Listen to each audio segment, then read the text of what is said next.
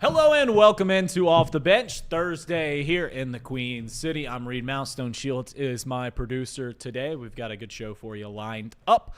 A lot of things happened here. All the local basketball teams played. UC got a win. Xavier, they lost. So it's a lot happened yesterday.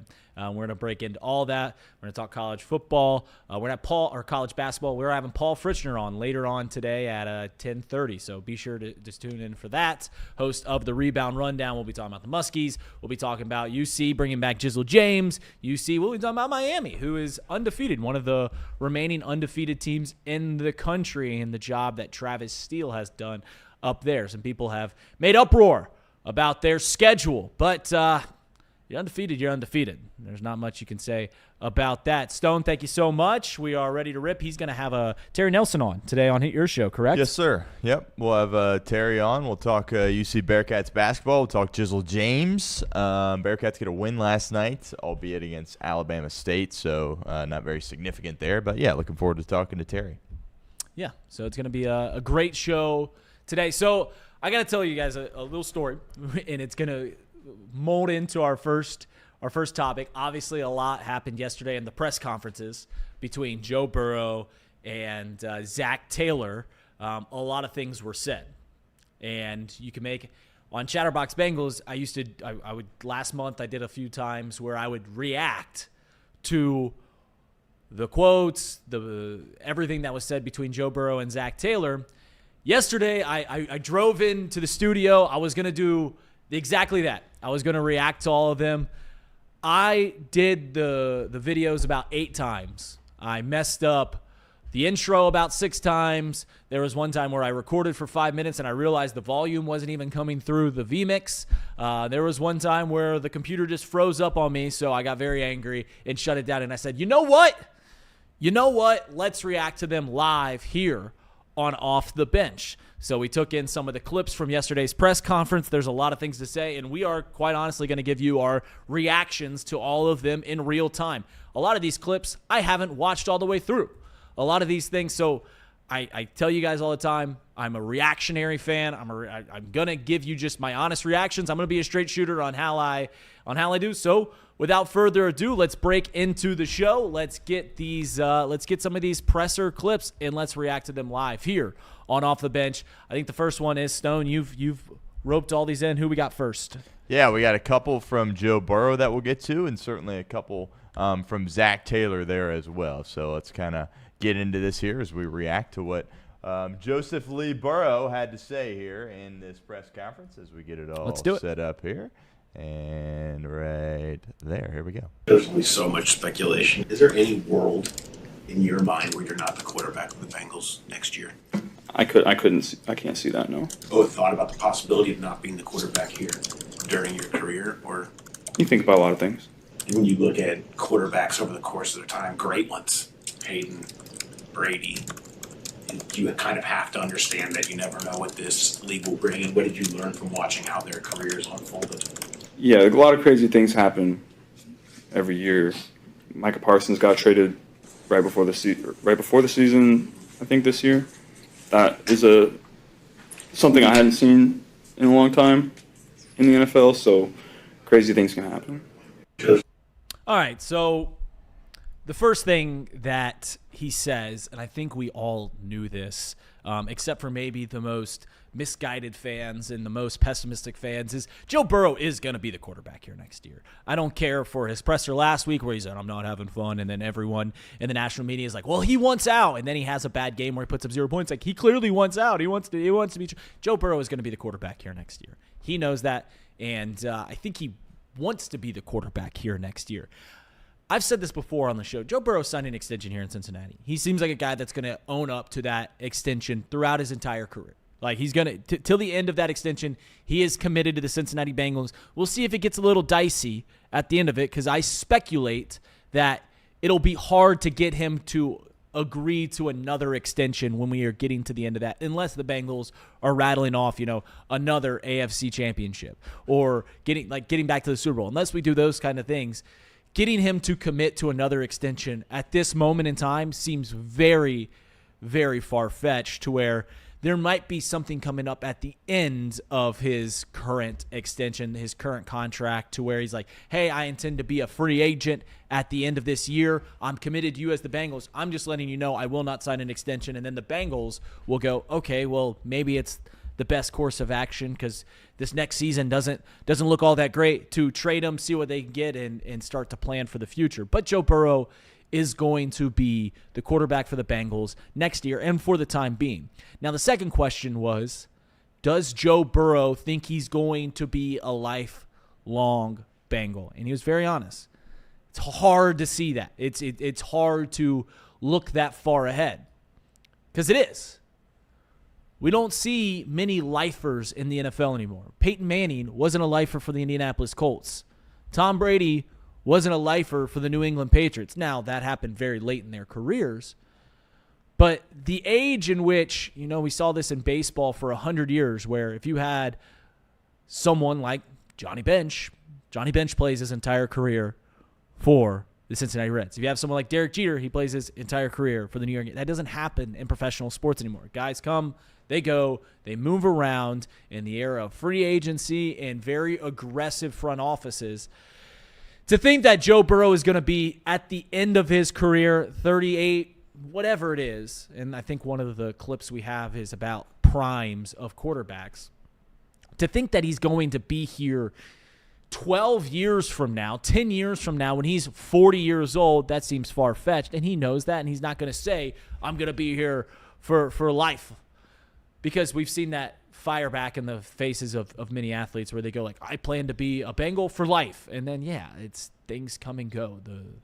You don't know how you're going to feel in 3 months, let alone 10 years, 7 years from now. So, in short, everyone that gets uproar, the Bengals, he's gonna request a trade this offseason. That's not going to happen. He's not going to request a trade this offseason, regardless of what the national media say, what everything. He's going to be a Cincinnati Bengal next year. It's up to the Bengals to put him in the best position. Stone, I don't know if you had any reaction to that clip. Yeah, I thought it was a great question by Paul. Certainly happy he asked the question. I think we all can calm down a little bit. Joe Burrow not going to request a trade. He's going to be the starting quarterback here next year. And as you pointed out, I think his intent is to play out this contract and then kind of go from there. I think a lot of us would have loved for him to say, I want to be here my whole career. But if you're Joe Burrow, all the stuff you've gone through, all the losing that you've had to endure, all the injuries that you've had to endure, all the incompetence organizationally and from a front office perspective, I wouldn't commit to that right now if I was him either. But the bottom line is there's several years of him still under contract, and if the Bengals find ways to make the playoffs and win playoff games, I would assume that he would want to stay here. But if they continue to miss the postseason, he continues to get hurt, they continue to do things as an organization that make you scratch your head, then why would he sign another extension? But I think everybody's nerves should be calmed down a little bit, just because he was like, he's not going to force his way out of here. I think a lot of us knew that, but it was reassuring to say the least that he went out and said it. I think someone in the chat just put this up there, and I think it's so true. And I truly agree with this. It says, Kevin put this, Burrow has no interest in playing games with the media. He just answers questions honestly. I truly believe that. I think every reaction that we get from Joe is he might be diplomatic, especially with the uproar that happened last week. He might be diplomatic to not step over his own words, but I don't think he's ever going to lie. I don't think he's ever going to stretch the truth in a way that is misleading. I think he is an honest person. I think he is honest with the media, and I just don't think he's in the business of playing games. Let's get to the next clip. Do you accept the premise that you are in your prime right now, or when you see quarterbacks playing well under the 30s, do you think your prime can still be in front of you? Well, I think people have proven that you can play at a high level for a long time. Tom Brady proved it. Peyton Manning proved it. Drew Brees proved it. Aaron Rodgers is proving it. Joe Flacco has proven it.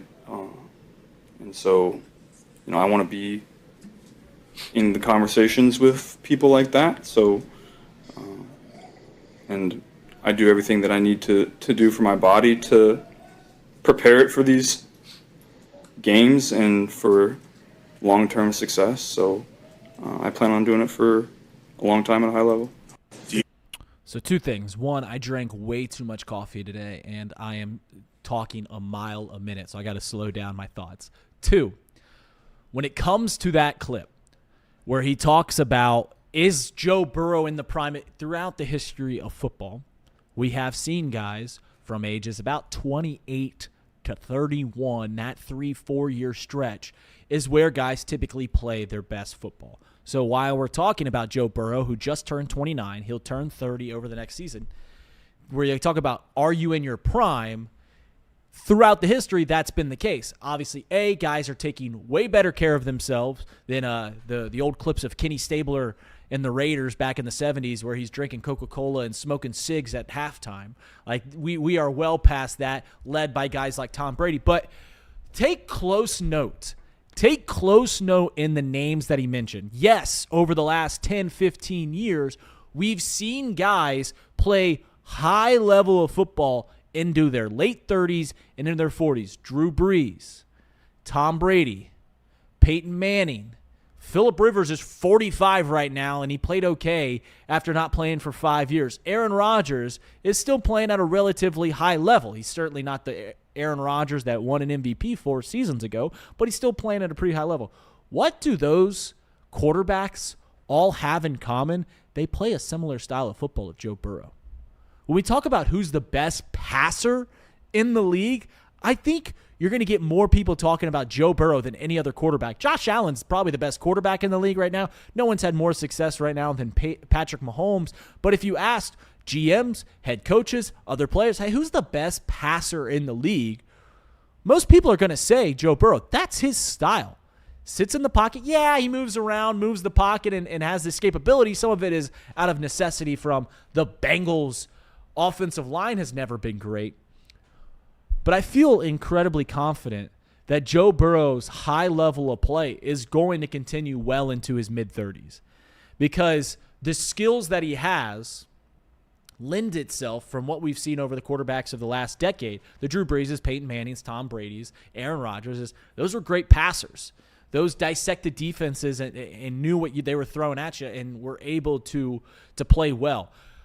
The guys like Lamar Jackson are the guys that scare you because legs are a great part of Lamar. Even Josh Allen, who throws the ball well, he's one of the better passers in the league, but it'll be interesting to see how Josh Allen plays into his 30s to where, can you slow him down to where, like, is he going to age like Ben Roethlisberger, who didn't move as much as Josh Allen? Josh Allen maybe is closer to a Cam Newton who didn't age well. So I think Joe Burrow's play style lends itself very well to, I'm not very concerned about we having to capitalize right now on Joe Burrow's prime. Yeah, we can't be wasting years with Joe Burrow. I get it. It's 3 consecutive years without Joe Burrow in the postseason. We can't be doing that. But it's not like we have an absolute time limit of when he hits 31, it's done. His career's over. He's going to fall off. No, I don't think that's going to be the case with Joe Burrow. Because his style lends itself into playing a long time in this league. Stone, your opinion? Yeah, I agree. I think when I hear that clip, the first thing I go to is, all right, the comments last week about trying to find fun in the game and people acting like, oh, maybe he'll retire. He's not going anywhere, right? If you're going to throw out names like Tom Brady, Drew Brees, Aaron Rodgers, like clearly Joe Burrow still wants to be one of the all-time greats. He wants to go down as one of the all-time greats. In order to do that, you got to play a lot of football too as well. So, I think we all knew that. But again, reassuring to hear him kind of clear the air a little bit. Yeah, no doubt about it. Let's get into the next clip. All right, so this next one is actually going to be from Reed's best friend. He is my best friend. And the head coach of the Cincinnati Bengals. We are close friends. And his name, of course, is Zack Taylor. Let's take a look at what Zack has to say. Joe, thank goodness we got out of Miami losing because we get Joe at number one. No, you couldn't look at it like that. That's just doing a disservice to the work we put in every single day. If you say, you want to go lose a football, absolutely not. I don't think people really understand what the next morning feels like for us when we lose a game, what the bus ride feels like, what the plane ride feels like, getting up the next day and doing whatever you got to do and trying to get the guys going again on a Wednesday, Thursday, Friday to get ready to play on Sunday. What it does to your family, none of that. So we fight every second to win football games. We don't for 1 second tolerate anybody that says we should do this or that and not focus on winning. So that's what I love when I have a team meeting this morning and you just look in their eyes. Everybody's on the same page. Everyone knows what's at stake here. What's at stake is we need to win the game so we feel better.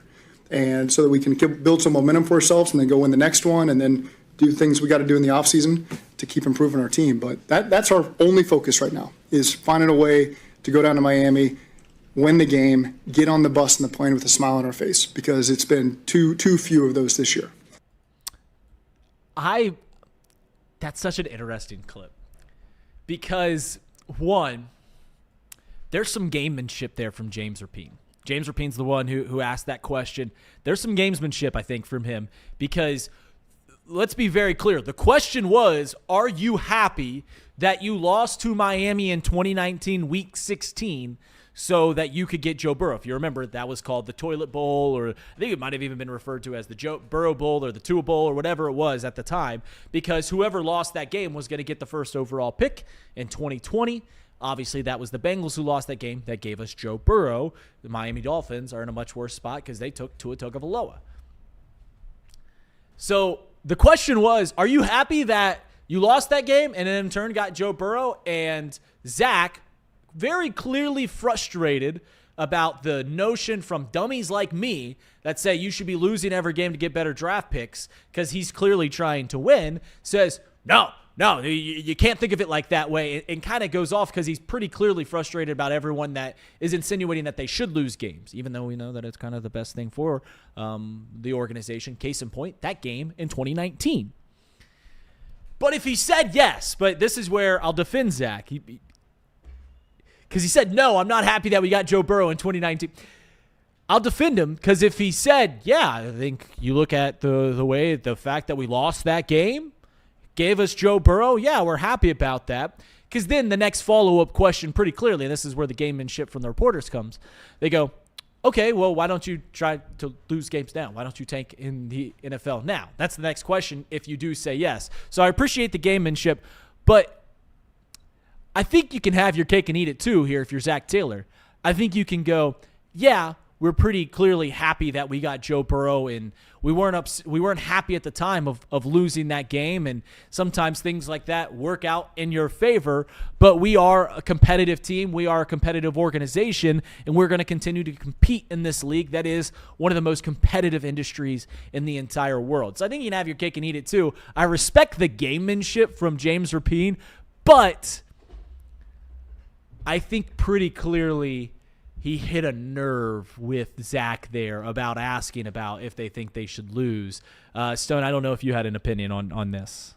Yeah, it was a crafty question from James. Got to give him some respect there, because I think you hit the nail on the head. The follow-up question was coming, and Zach had no interest in going down that path. You know, if they ask that question, the Bengals are in the driver's seat of the AFC North, and they're winning games left and right, you probably hear a bit of a different answer from Zach. And he's probably like, yeah, yes, I was happy to see Joe Burrow, right? After the game, know that we were going to get Joe Burrow, right? But based on the season that they're having right now, that, of course, was not going to be his answer.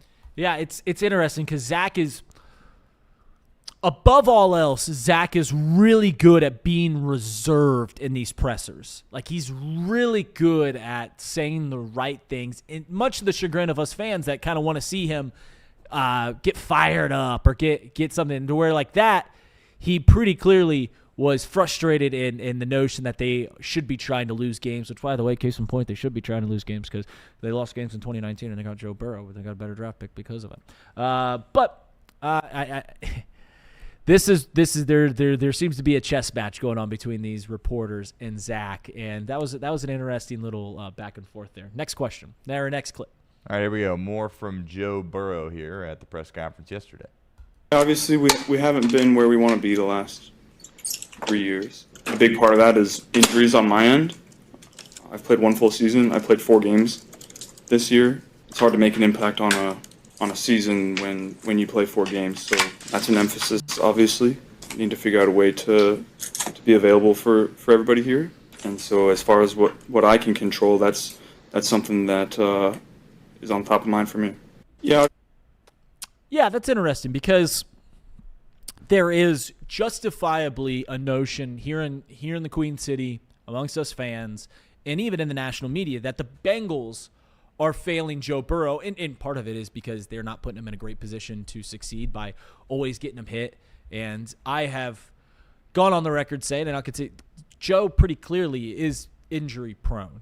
To argue To argue that he's not injury prone seems fruitless at this point because we've seen multiple injuries to multiple parts of his body. It's not like just the same knee keeps acting up and he's just got a bad knee and we got to protect that knee. It's all over his body to where, for whatever reason, certain quarterbacks are more fragile, more frail than others.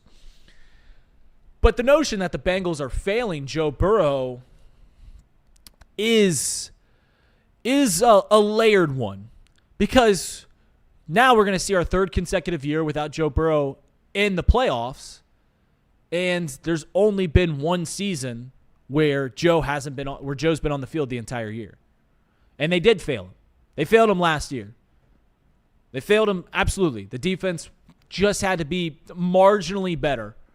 And the Bengals are in the postseason. They missed out by a game, and they had several just historic losses and times when they score 30 to 40 points in a game and they still lose. So they failed them last year. But there's also a notion of like, hey, man, like they can only do so much without Joe on that field. We saw it this year, 1-8 in games without Joe Burrow. A few years ago, 2023, they looked over that 4-game stretch before Joe Burrow got hurt on that Thursday night game against the Baltimore Ravens. They looked to be the best team in the NFL. And that was only a 4-game stretch. It's 1/4 of the league. But he gets hurt. And once again, it's not just on Joe. I do think he's a fragile player. I do think he's injury prone. But he pretty clearly, the Bengals, like, we're not putting them behind Andrew Whitworth and Kevin Zeitler here. Like it is a two-way street in terms of who takes blame for Joe Burrow not being on the field. It's, the Bengals' offensive line hasn't always been great. And, he holds on to the ball too long, and he's kind of fragile. But I think that we have to acknowledge that it's not just the Bengals front office, coaching staff, for the reason that the Bengals haven't made the postseason the last 3. There's a small, it's not a major portion, but Joe being unable to be on the field does take at least a little bit away from that. And he said it so himself. So, I mean, you can get mad at me for saying that Joe deserves some of the blame over the last 3 years, but I think we can agree that he deserves at least a small sliver of that pie by, you know what, he's always hurt. Stone, I don't know if you pushed back against that. No, I think that's just the reality of the situation. He's always hurt at this point, and we'll see if that gets cleaned up or not. Let's get to our next Joe Burrow to the next one. clip. Voiced your opinion to them, front office and ownership. We have constant communication, a lot of conversations. That's a pretty vague question. I think. You can be as specific as you want. Yeah, I know you get. I know I can. There's always conversations being had about different perspectives about what's happening and what's going on that are being shared. All right, so when it comes to Joe Burrow, I think that we know this. I think that it deserves being brought up again, though, and that is Joe has a lot of say in this organization. We saw it last offseason in bringing back T. Higgins, because I think we all know that T. Higgins was out the door if it wasn't for Joe speaking up. I think Mike Gesicki's another perfect example of Joe wants Mike Gesicki. All right, we'll keep Mike Gesicki. Outside of Duke Tobin, Zack Taylor, and Mike Brown, the person with the most sway, and he might even have more sway than some of those other 3 on any given day, Joe Burrow has a large opinion in the room on what they do, to where we'll see. I don't think he always plays that card in the way that we've seen like Aaron Rodgers do, the way we've seen in basketball, we've seen LeBron James do. I don't think he always plays that card, but he has that card in his pocket if he wants to use it. And I think we are going to see some Joe Burrow opinions on what they do. I don't know if they go to him and be like, hey, Joe, what do you want to do? Or if he walks in the room and does, this is what I think we should do. But he has that card if he ever wants to play it. I think we got one more clip. Yeah, let's get to one more from Zack Taylor here before we move on the show. Your contract with the Bengals goes through 2027. Can you confirm if that's true? And if so, the organization decided not to announce it. Do you know why the team decided not to announce it a year after they announced? I don't think it really matters. I coach every day like it's my last. And I've been through years in 2019, 2020 that were literally you coach every game thinking it could be your last game. And have seen how we responded after that, 21-22, competing for division titles and championships. And so this year is no different for me. It's going through adversity, coaching every game in this profession like it could be your last one. I have a lot of confidence in our staff that we're going to get this turned around, and we're going to finish the season really strong and put together a great plan to get back to those championships I mentioned. So I'm very confident that we can do all that. Just for accuracy's sake, though, it is through 2027. I'm not going to respond to that. I just told you I coach every day like it's my last one. We don't get a chance to talk to ownership or Duke. We don't get that opportunity. What kind of assurances have you been given from ownership? We just talk every week. Every week you've talked about your contract? Or Every week we talk about everything. when was the last time you spoke about your contract and the status? It's not really part of our conversation. It's every week we're just trying to create together a great plan to win football games and make sure our team's ready to go, make sure I'm ready to go. So I know that's of curiosity to you guys, but we're just focused on being the Dolphins. Is it fair to say that's reassessed after the season every year? You'd have to ask them. Ask them? Yeah. And we don't get that chance. Okay, well, I'm sorry. Okay. I'm just being straightforward that we would ask them, but we don't get that Okay. opportunity. That final minute is cinema, Stone. That final minute is cinema. So let's recap it here. He goes, you're going to have to ask them about my current contract status. I don't know why it wasn't announced, but it wasn't announced, and he is under a contract extension to 2027, and they don't know why it was announced. Oh, you're going to have to ask them. Oh, we don't get to ask them. So have you talked to the organization about your current standing as the head coach of the Cincinnati Bengals? We talk about everything. All right, so when was the last time? Well, we haven't talked about that. You're going to have to ask them. We can't ask them. Well, I'm sorry. It's the first time that I've seen kind of Zach be, put, as Everett keeps putting in the chat here, kind of giving middle fingers to the press room. And I get it. It's stressful for a head coach. It's a stressful job. In this league where the shelf life on a head coach is very, very short. Oftentimes, you only get one shot at it, too. Like I would not be surprised if Zack Taylor gets fired. In fact, I would actually be surprised if he gets another head coaching job. To where, like, when you are a head coach in this league, you get one shot at it. So it's stressful. It's a very, very stressful job. And he mentioned that. In 2019, 2020, when things weren't going well, he was obviously thinking every single game was going to be his last. He said so himself. But the inability to ask straightforward, to answer straightforward, are you under contract till 2027? You're going to have to ask the organization. We can't. Well, you're going to have to ask. Sorry. I know that we're getting Paul on here in a second. Stone, I don't know if you have an opinion on it. It's kind of hard for me because this is the first time that I've seen that entire clip. It was an awesome, it's pure cinema in that last minute. I don't know if you had an opinion on the way that Zach handled that final minute of the presser. People love to rip him apart for how he does it, but I mean the way I try to think about it is put yourself in his shoes, right? And they're coming at you like what? And he doesn't have like Duke Tobin doing these press conferences or the Brown family or the Blackburn family. It's literally just him taking all the bullets. So I understand he probably could have handled that a little bit better. I agree. That was kind of the first time he was like, you know what? No, screw you guys. Sorry about it. I got nothing for you. It's not a question for him. He's right. It's a question for Duke Tobin. It's a question for ownership, but they don't have the opportunity to ask him, and he kind of just. Craig Salen sent in our chat that the smirk there at the end kind of rubbed him the wrong way, but yeah. You know. Well, he knew that smirk was. He knew he was doing something. I think that Zack Taylor. I think that we all can agree, regardless of your opinion of him as a coach, regardless of your opinion of if he should be the coach here going forward. Regardless of that, you have to acknowledge that he's a decent guy. He seems like a great guy. He seems like a great guy. He had that wry smile, thinking like, "Oh, I'm being kind of a dick. I don't know if I'm allowed saying that. I'm being a jerk, being a douche here in the way that I'm answering these questions." And I get it's a really tough spot, but that's what reporters are supposed to do. By the way, guys, we could say that the reporters Joe Burrow and Zack Taylor in tough spots yesterday. It was the first time that I thought hey, they're asking some tough questions, and they're putting these guys in tough spots because that's what media is supposed to do. If there's questions that need to be answered, you ask those questions. And if they're not going to answer those questions, you keep pushing, you keep pushing, you keep pushing to where they either have to go against their character, as Zack Taylor did yesterday, and he looks kind of like a jerk, or they're going to answer the questions that need to be answered.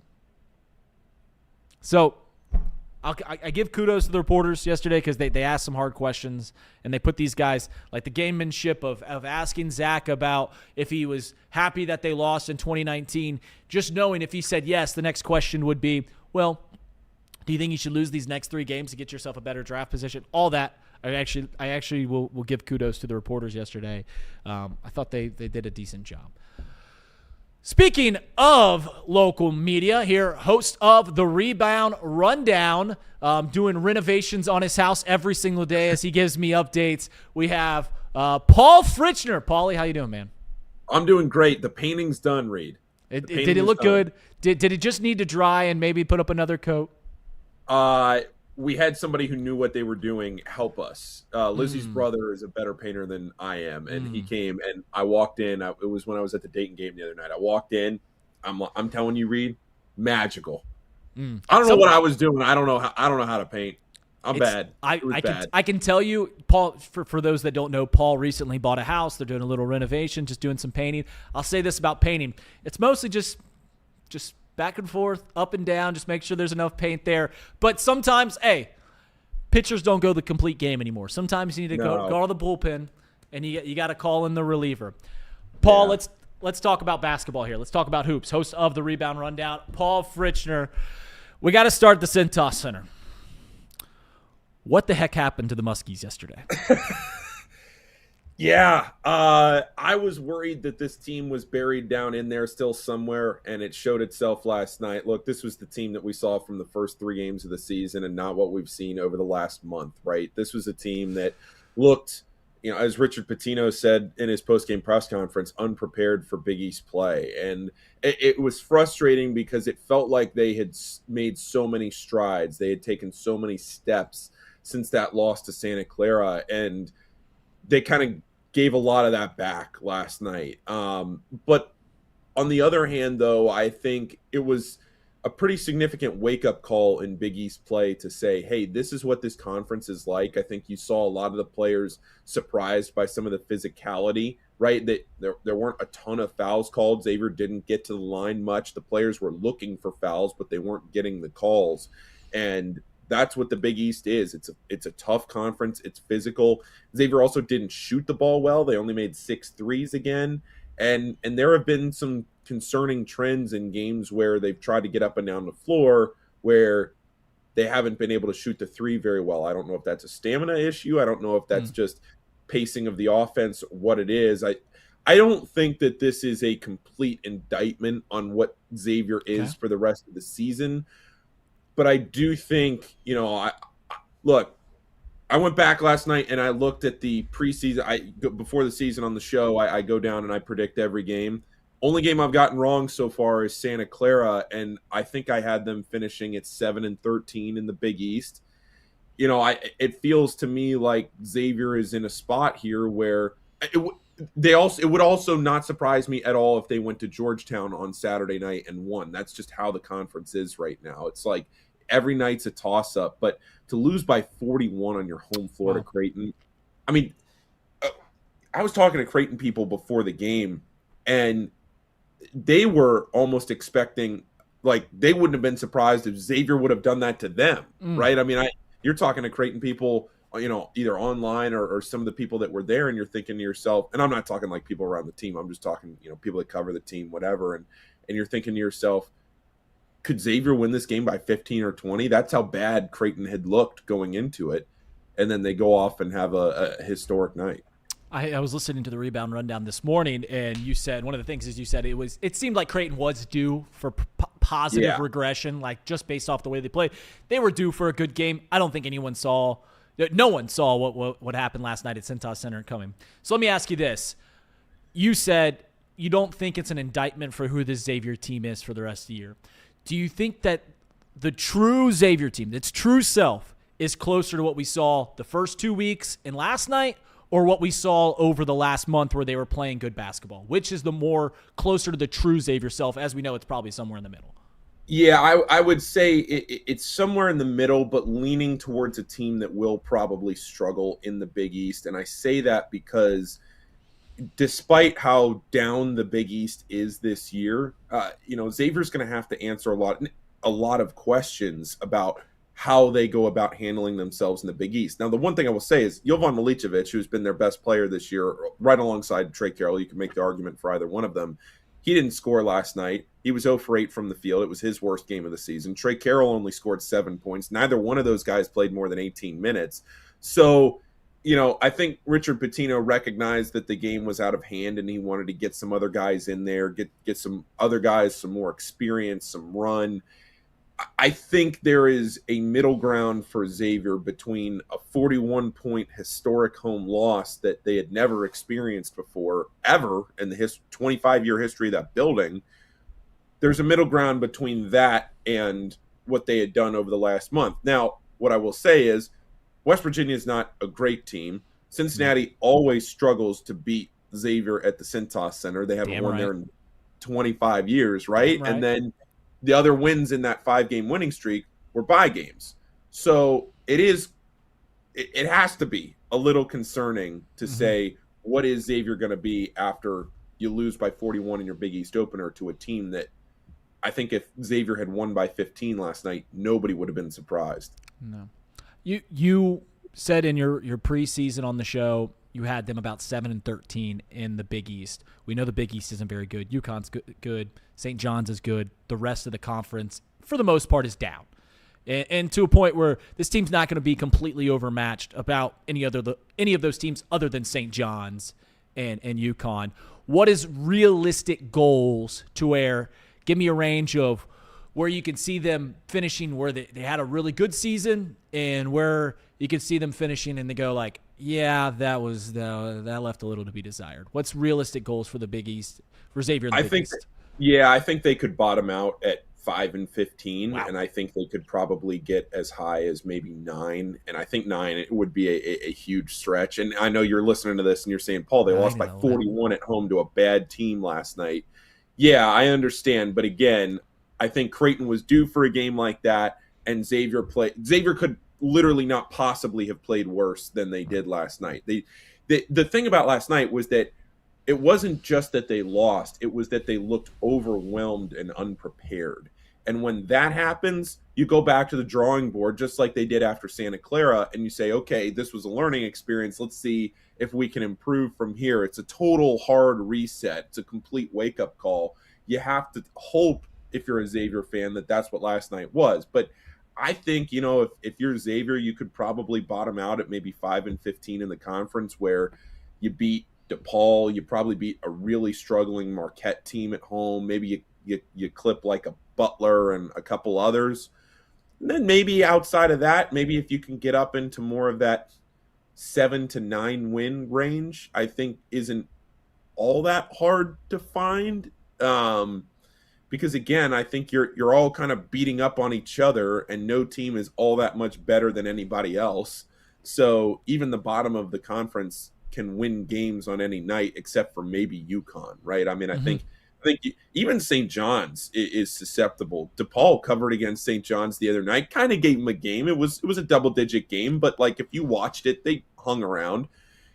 I don't think St. John's is on this pedestal to where they're not going to be susceptible to an off night and lose a couple of games that make you go, what? They lost to who tonight?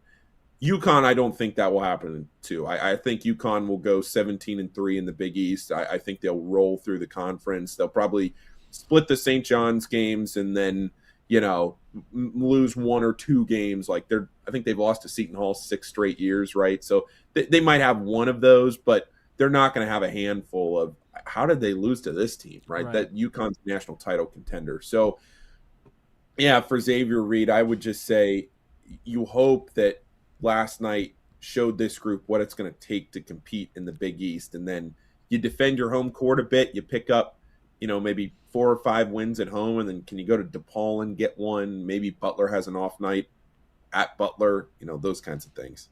Speaking of UConn, did you know Dan Hurley was a Bengals fan? Has that been ever reported? Have you ever seen that before? Are you doing a bit here, or are we? Correct.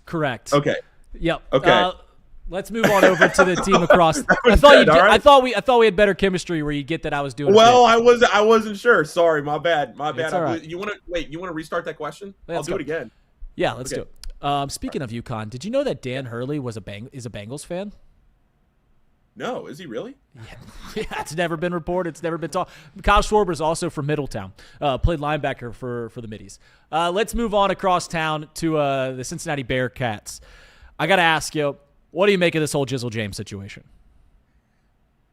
So I had caught wind of this a while ago that there was a potential for him to return to the team. And then when I saw him at the Tarleton State game, the way I interpreted what I had been told was, okay, he's just going to be back around the team, right? That right. He had been registered for classes or whatever, still enrolled in school, but he was just going to be around, and it was good for him after everything he'd been through in the offseason that, he was still going to be around the team. And then we saw him at the Georgia game this past weekend, and that's the first time that I looked and I thought, maybe Wes is going to put him back out on the court, because why else would he be traveling with the team? Why would he be on the bench in warm-ups? Why would he be so actively involved in what they're doing if he isn't going to try and play this year? And, I know the narrative is that this is probably a desperate move from Wes, and would Jizzle James be playing if they were, a tournament team right now and had beaten Xavier, had beaten Georgia, maybe had beaten Louisville, right? And they're 9-1. Is Jizzle playing? I don't know. Probably not. Right. But at this point, if he has gotten his act together and he's in a better place in life than where he was a few months ago, and for all accounts that we've been told, seems like he is, and that's great for Jizzle. Put him back out there on the court, and the crazy thing is, he looked really good last night. He looked really good. 16 points. I mean, to come off of not playing in forever, and I know it's Alabama State, but still 16 points. You go, 6 for 9 from the floor, make 3 threes. I mean, you're adding a guy now right before Christmas that is a potential, I'm not saying he will be, but has the potential to be an all Big 12 type of player. I mean, he's good, and I know his numbers last year weren't as efficient as maybe the narrative around him was. Like, I think he did get overblown a bit, but still, I mean, Jizzle's a great player, and you add him to this roster. Is he going to save the season and turn the whole season around? I don't know, but he's at least I think it's significant. There's no doubt that it's significant, and we've texted about this, and I think you and I share a similar opinion to where, if they were really good, like if they were where they were last year, where I think they were ranked at this time last year, Jizzle James ain't coming back to the team. He's not coming back to the team. But we also can acknowledge that he's back on the team. The team's better. Like, the team is a better roster because of Jizzle James being there. So I'll ask you this question the same way that I asked about Xavier, who just started Big East play. What are realistic expectations, in your opinion, for UC in Big 12 this season? I think Cincinnati this year, they're sitting here at, what are they, 7-4 right now. Yep. Ken Pom has them going 6-12 in the Big 12. I think they get closer up toward that 9-10 win range in the Big 12. If you have Jizzle, you figure some things out here with what you've done in the non-conference. I think Cincinnati has a team down in there somewhere to get up closer to that 9-win range. But the problem is, I don't think 9 wins gets you into the NCAA tournament. I think you've done so much damage in the non-conference by not winning the games that you needed to win. I mean, Reed, if they don't beat Clemson, and I don't even think Clemson's that much of a needle mover, but if they don't beat Clemson, then they're hanging their hat on a win against Dayton at home. Dayton's an okay team, but that's not a resume-building win. You had to have beaten Louisville or go on the road to Xavier. And I know Xavier's not great either, but you're still winning a road game. And you go to Georgia, you go to Clemson, you got to win one of those, and they haven't won any of them yet. So if you're Cincinnati, you're going to have to build your resume in Big 12 play. And I just don't think this team's going to be able to do that. I think they're going to be able to win some Big 12 games, but I don't think they're going to be able to win enough to get to the tournament at this point. Yeah, if they took care of business against EMU, don't have that loss on the schedule. It's not even about getting the win. If you don't have that loss and you take care of Xavier, who I think we can all agree at the end of the year, it's not going to be. It's going to also look like a really bad loss. If you just take care of those two games, you can even lose to a Georgia, to where if this team was 10 wins in the Big 12, yeah, they'd be talked about on Selection Sunday. We'd be talking about like this team, oh yeah, they have a resume that can get there, but because of the damage that you just alluded to, because they lost that game against EMU, because they lost that game to Georgia, because they lost that game to Xavier, they're going to need to get up to 11 wins in the Big 12 to be considered for the NCAA tournament. I have a strange suspicion that for the first time in the Wes Miller era, they're going to clip a big team, Iowa State. I truly believe that at some point this year, UC will live up to the talent and play really well for a night and beat one of these really high-end teams from the Big 12. But I think the damage has been done to whereas even if they do that, they're going to have to win 11 games or more in the Big 12 to make the tournament. I'll say this, or let's move to one more team, one more exciting team here in Southwest Ohio that you cover on the Rebound Rundown, and that's the Miami Redhawks. Undefeated. They just went up to Wright State and win. I listened to your interview with Travis Steele. One thing that has been kind of a conversation about Miami is their schedule. And it has. We saw the clip from the Wright State announcers. We saw people are like, yeah, they haven't played anybody. But undefeated is undefeated, Paul. And if you beat the teams in front of you, and I think Travis Steele even said it, like there were some teams that were scared to play them. What is your take on Miami's schedule and their undefeated start to the season? You're exactly right, Reed. You're spot on. I asked Travis about it yesterday because I wanted to give him an opportunity to respond to this narrative that's been going around about Miami. And I mean, I guess narrative, facts are facts. It's the third easiest schedule in the country. So you do have to combat that. But at the same time, like Travis said, I talked to him about it in June when I had him on the Rebound Rundown, and I talked to him about it yesterday when I had him on the Rebound Rundown, and his answers were exactly the same in June as it was yesterday, in that they tried to play a lot of top-tier teams. I know for a fact some of the teams that he was giving a call, and they were just not willing to play a Miami team that in the offseason was supposed to be really good, and we've seen it so far. Mm-hmm. Their offense looks fun. They go out and win games. They just didn't get the callbacks from some of these high major teams, like Akron went and played Purdue, right? Like Miami didn't have the opportunity to do that this year because it's so hard for these schools that are between 1 and 150 right now. That's where Miami is, right in that sub 100 range. It's really hard because those wins don't mean anything for you for a high major team, and the losses are tournament crushers. So no team is incentivized to play the 1 to 150 right now, and that's exactly where Miami is. So what happens? You end up having to put together a schedule like what you're seeing right now out of Miami, and then you just have to go win the games in front of you. And I had a conversation with somebody the opening night of the season, and I said if they beat Old Dominion at the time, Old Dominion was looking a lot better going into the year than what they've actually bared themselves out to be now at this point in the year.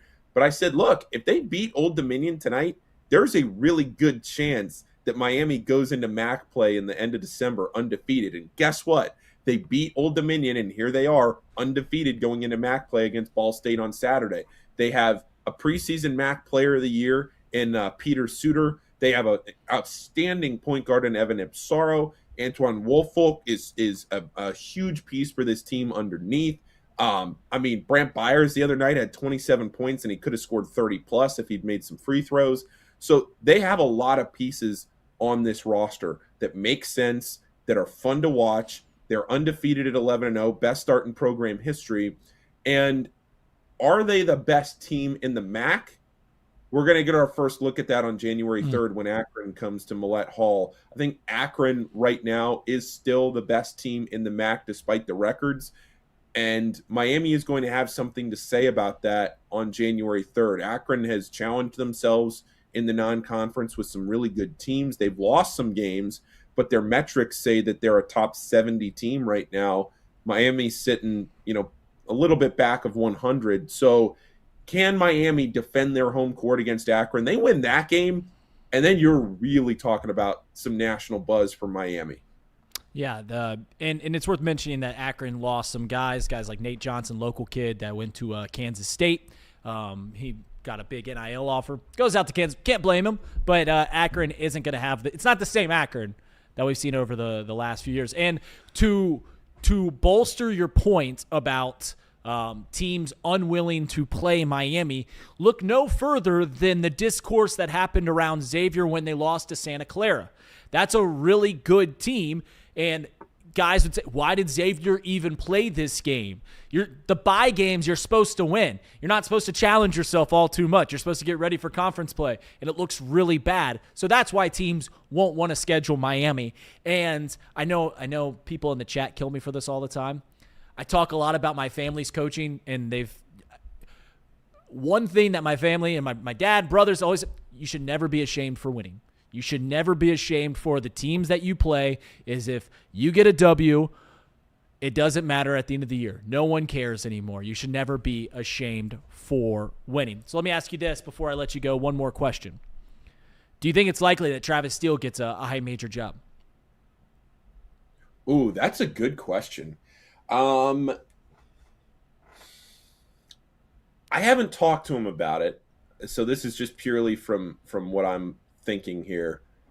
If Miami ends up finishing the season like they've started, right? If they're able to parlay this 11-0 start into a really good MAC season, I think they would probably have to win the MAC tournament. Like, you got to see an NCAA tournament berth for Travis, because he still hasn't made the NCAA tournament. He's come close, but he hasn't made it. And just seeing that on your resume is something, because you have to win the press conference if you're a high major school. But look, he's a Butler guy. How long is Thad Matta at Butler? I mean, he might be there 1 year, 2 more years before they just decide, Thad's getting up there in age. Maybe he doesn't want to do this anymore. Maybe they want to go in a different direction if things don't work out at Butler. Does Travis get a look at Butler? Those are the kinds of schools. I think he's a Midwest guy. He likes being around here. Mm-hmm. There's a reason he stayed at Miami instead of going somewhere else when things didn't work out at Xavier. So it would have to, in my mind, he's got his family here in Cincinnati, his kids. To me, I think it would have to be a Midwest team that makes sense. Does Diebler, how much longer does Diebler work out at Ohio State? I'm not saying he would get that job, but I'm just saying like those are the jobs that Xavier's not going to open.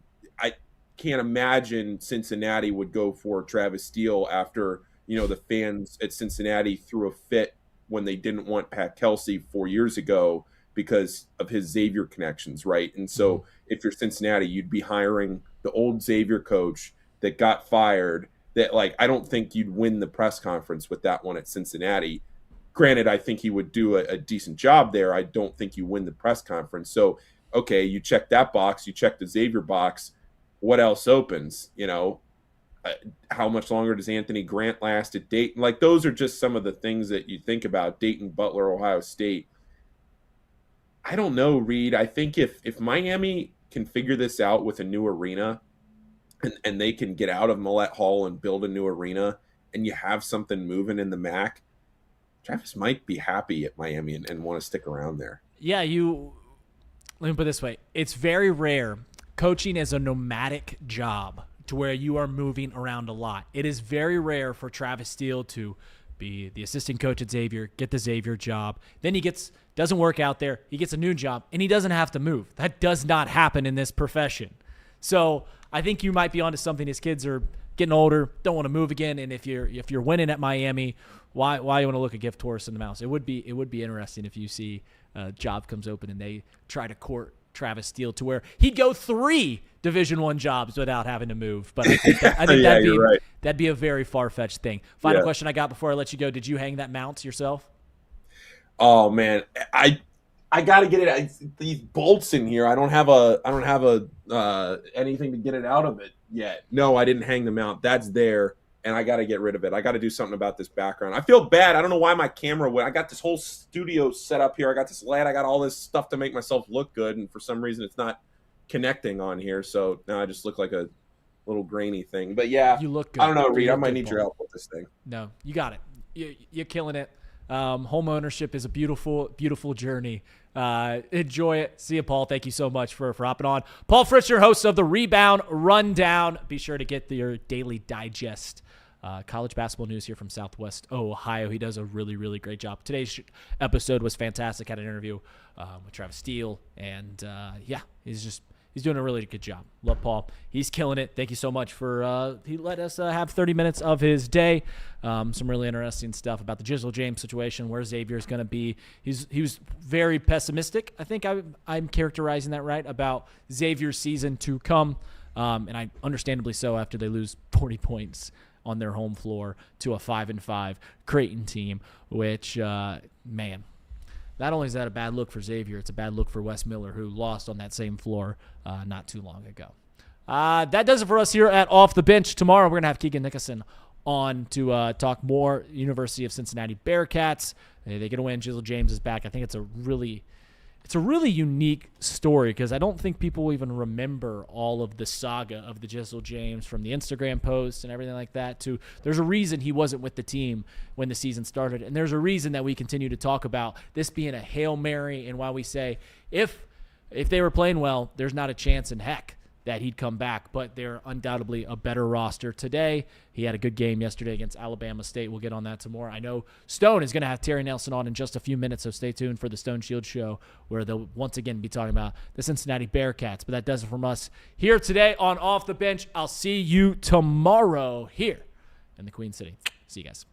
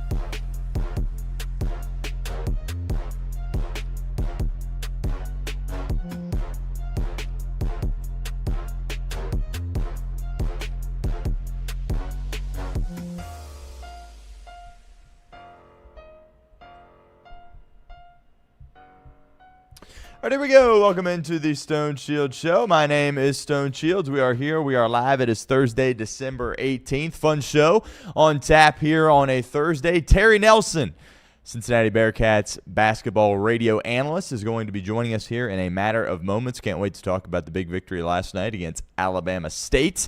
And, of course, Jizzle James makes his return to the floor for the Cincinnati Bearcats. Pretty impressive stuff. 20 minutes off the bench, scores 16 points. Very efficient from the field. So looking forward to getting Terry's thoughts on that as well. We'll talk Wes Miller, of course. We'll talk Sean Abayev. We'll talk Bob Miller. Kind of roll through everything as it relates to Cincinnati Bearcats basketball. And that was kind of a, get-right game, right, against a lesser opponent, certainly 22.5-point favorites, I believe, going into that game. But they have a tough test on Sunday. Terry will be on the call for that. The game is being televised on ESPN, but he, of course, will be on 700 WLW with Dan Horde, and looking forward to that game. An opportunity for Cincinnati to get some positive momentum going against, a better opponent, right, a Power 4 opponent. So we'll talk about that there as well. We'll talk about the Big 12 as a whole, and certainly looking forward to that conversation with T-Nell coming up here in a couple of minutes. Also, we got to talk Cincinnati Bengals on the show today. Reed did a great job. We played some clips on Off the Bench of some of the things Joe Burrow had to say, some of the things Zack Taylor had to say as well. We might play a couple here on this show.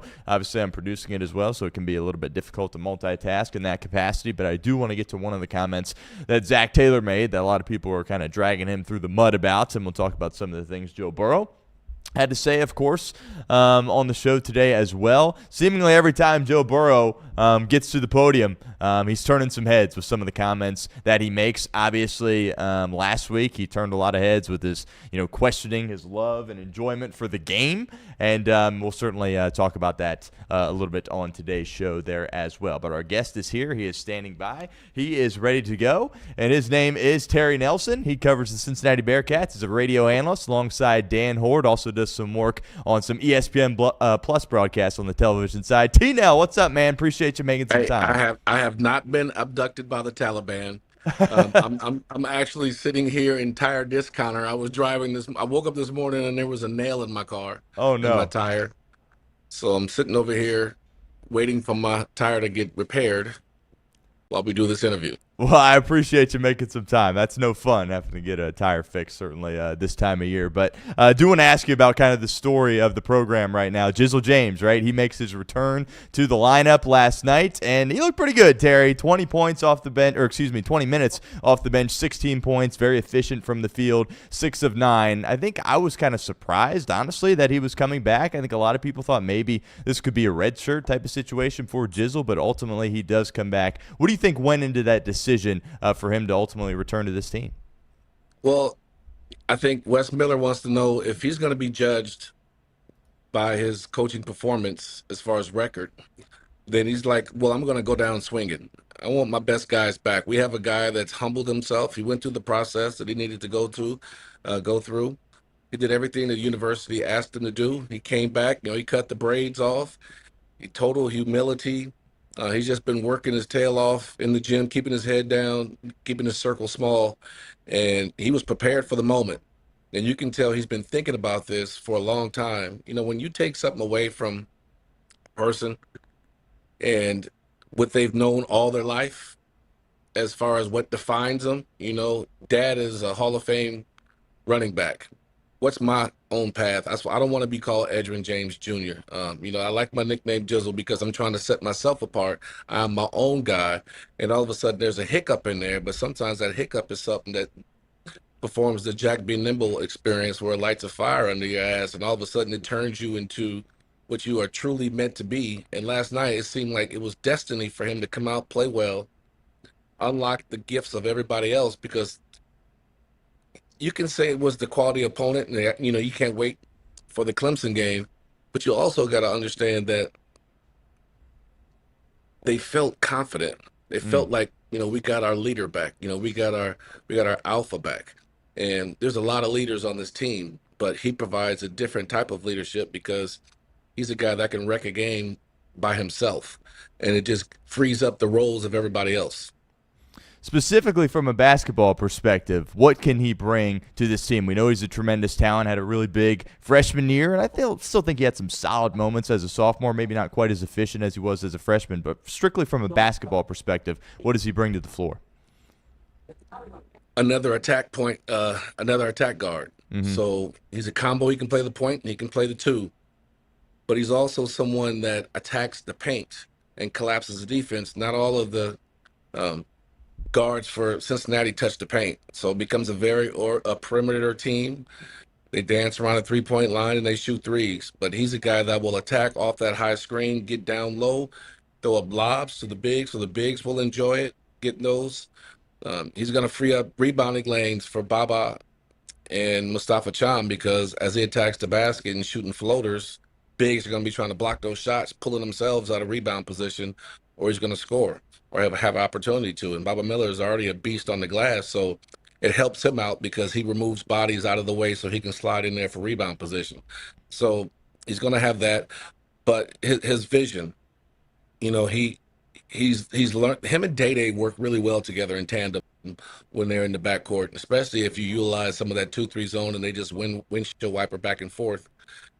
But his intelligence, understanding what West likes and how the offense is supposed to run, and just seeing him in transition, he's got full command when he has the basketball in his hand.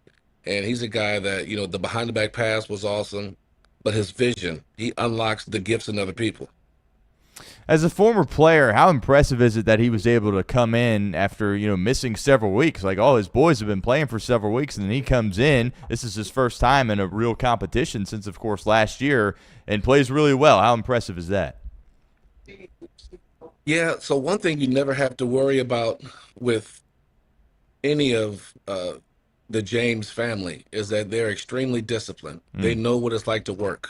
They grew up in an environment of work. I mean, he had a basketball gym in his basement.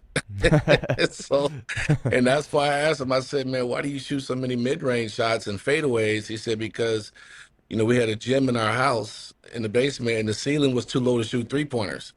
So he should get 1,000 shots in mid-range, a lot of them with, fadeaways of that type.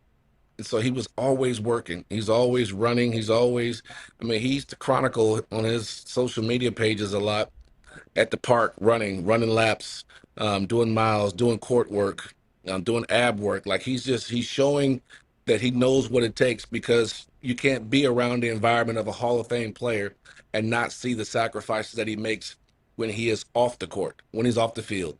And so he's adapted that.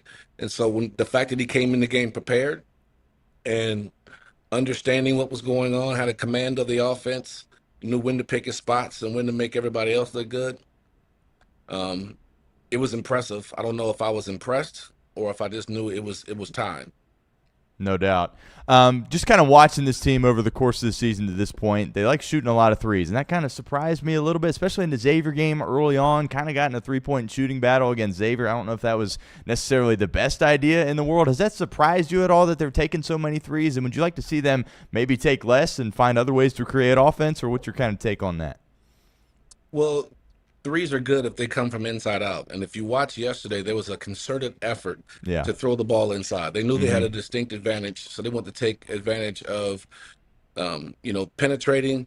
See, when you penetrate, you pull bodies away from the rim. And there was a lot of back cuts for dunks. Baba had 7 dunks yesterday. And it seemed like 3 of them were like back to back to back while he was in the paint. But it was no-look passes by Shauna Bayev, no-look passes by Jizzle James, no-look pass. Like everybody, because all eyes are always watching the basketball, it frees up the bigs down low. And if they would just look down there will be more dunks, because you can shoot the threes, and the threes should be shot because the game is that way. But make sure they come from inside out. And Wes mentioned that in post game, instead of outside out, always just doing figure eights up top and jacking up shots, utilize the inside game. Any reason why Xavier has caused this team so much trouble? Obviously, get the win last year at home, but kind of big picture, it's been tough sledding. Any reasons stick out to you? I think our fan base put so much pressure on in this game on the players. We put so much importance on the crosstown shootout, and there can be some performance anxiety in games like that because it's for the city. But that's one of those games where you got to sit and meditate. You got to see the whole game before it ever starts. You got to see the crowd and expect them to say nasty things. You got to see that they're going to make a run and where they're up 15 in their home place and the crowd's going crazy, and you just chip away at it and you throw blows. So you have to visualize all this stuff. You got to play the game from several avenues 10 times before the game actually starts. You got to visualize it and see it. So nothing can shock you, because when you go into an environment like that, you have to be mentally strong. And you're only mentally strong if you're confident in the work that you put in, the team that you have, the game plan that you have, and the fact that you've already played this game several times in your head. So I think when I look at Xavier, there's some performance anxiety. There's some, and that comes in terms of missed free throws, key turnovers, missing wide open shots, not getting back in transition. Yes, that can be some mental lapse. We always want to say it's Wes Miller. It's Wes Miller because, everything rises and falls on leadership, Yep. which is true. But there's some accountability, mastering your role, knowing how to read man and ball, stand in between man and ball, boxing out. All that stuff is drilled since you were 3. So Wes is going to take the heat for it, but players are held accountable. Big 12 play obviously on the horizon. Still got a couple more non-conference games before that, but Big 12 probably the best or one of the top 2 conferences in college basketball. What do you think the identity of the Bearcats needs to be in conference play if they want to have some success? Because obviously the margins for error are very slim in the Big 12. Well, Bearcats need to run, and that's what Wes wants to do. Yep. And just adding Jizzle, you guys don't realize what one person can do to a team. They already had a good team, and they should be 11-0. And they will tell you that they have the talent. They should be 11-0. They gave games away with not being able to execute in the closing moments, and it exposed everything else that was wrong with the team. But going into the tournament, going into the Big 12, they got to run, and they got to be feisty defensively. They got to be scrappy. They got to mix up their coverages defensively. Yes, they're playing man-to-man, but now you got to be on special assignment too. So you got to be certain people we're going to double. Every time they touch the ball, we're going to either double on the catch or we're going to double on the bounce. And so, but we have to use the guys that we have to make it better. Then our wings, we're going to have to be a rebounding team. Shonda Biob's going to have, he should be averaging 5 to 6 rebounds in conference play. He can't keep leaking out. He needs to help with the rebounds. And if Baba Miller's rebounding and Mustafa's rebounding, by all means, get out and run. But you're going to have in this league wings that crash the glass. Houston does that a lot. Arizona does that a lot. Their wings crash down. They just don't run back on defense. So all our guys are going to have to. So we're going to have to be a running team, feisty defensively, and that ends with a defensive stop. What would your old coach, Bob Huggins, what would he say to this group getting ready for conference play?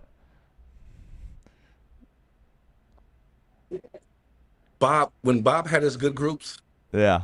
like he was like a soldier that had his guys well prepared. He walks in there and he just, like, he knew when he had Kenyon and Logan and Pete Michael and DeMar Johnson and when he had a squad, when he walked, it was just like, you walk in front of your troops like you walking out in a football game, and coming in there, the black is going to be physical. The black uni is going to come into your place, and, we're going to be physical. We're going to have a lot of dunks.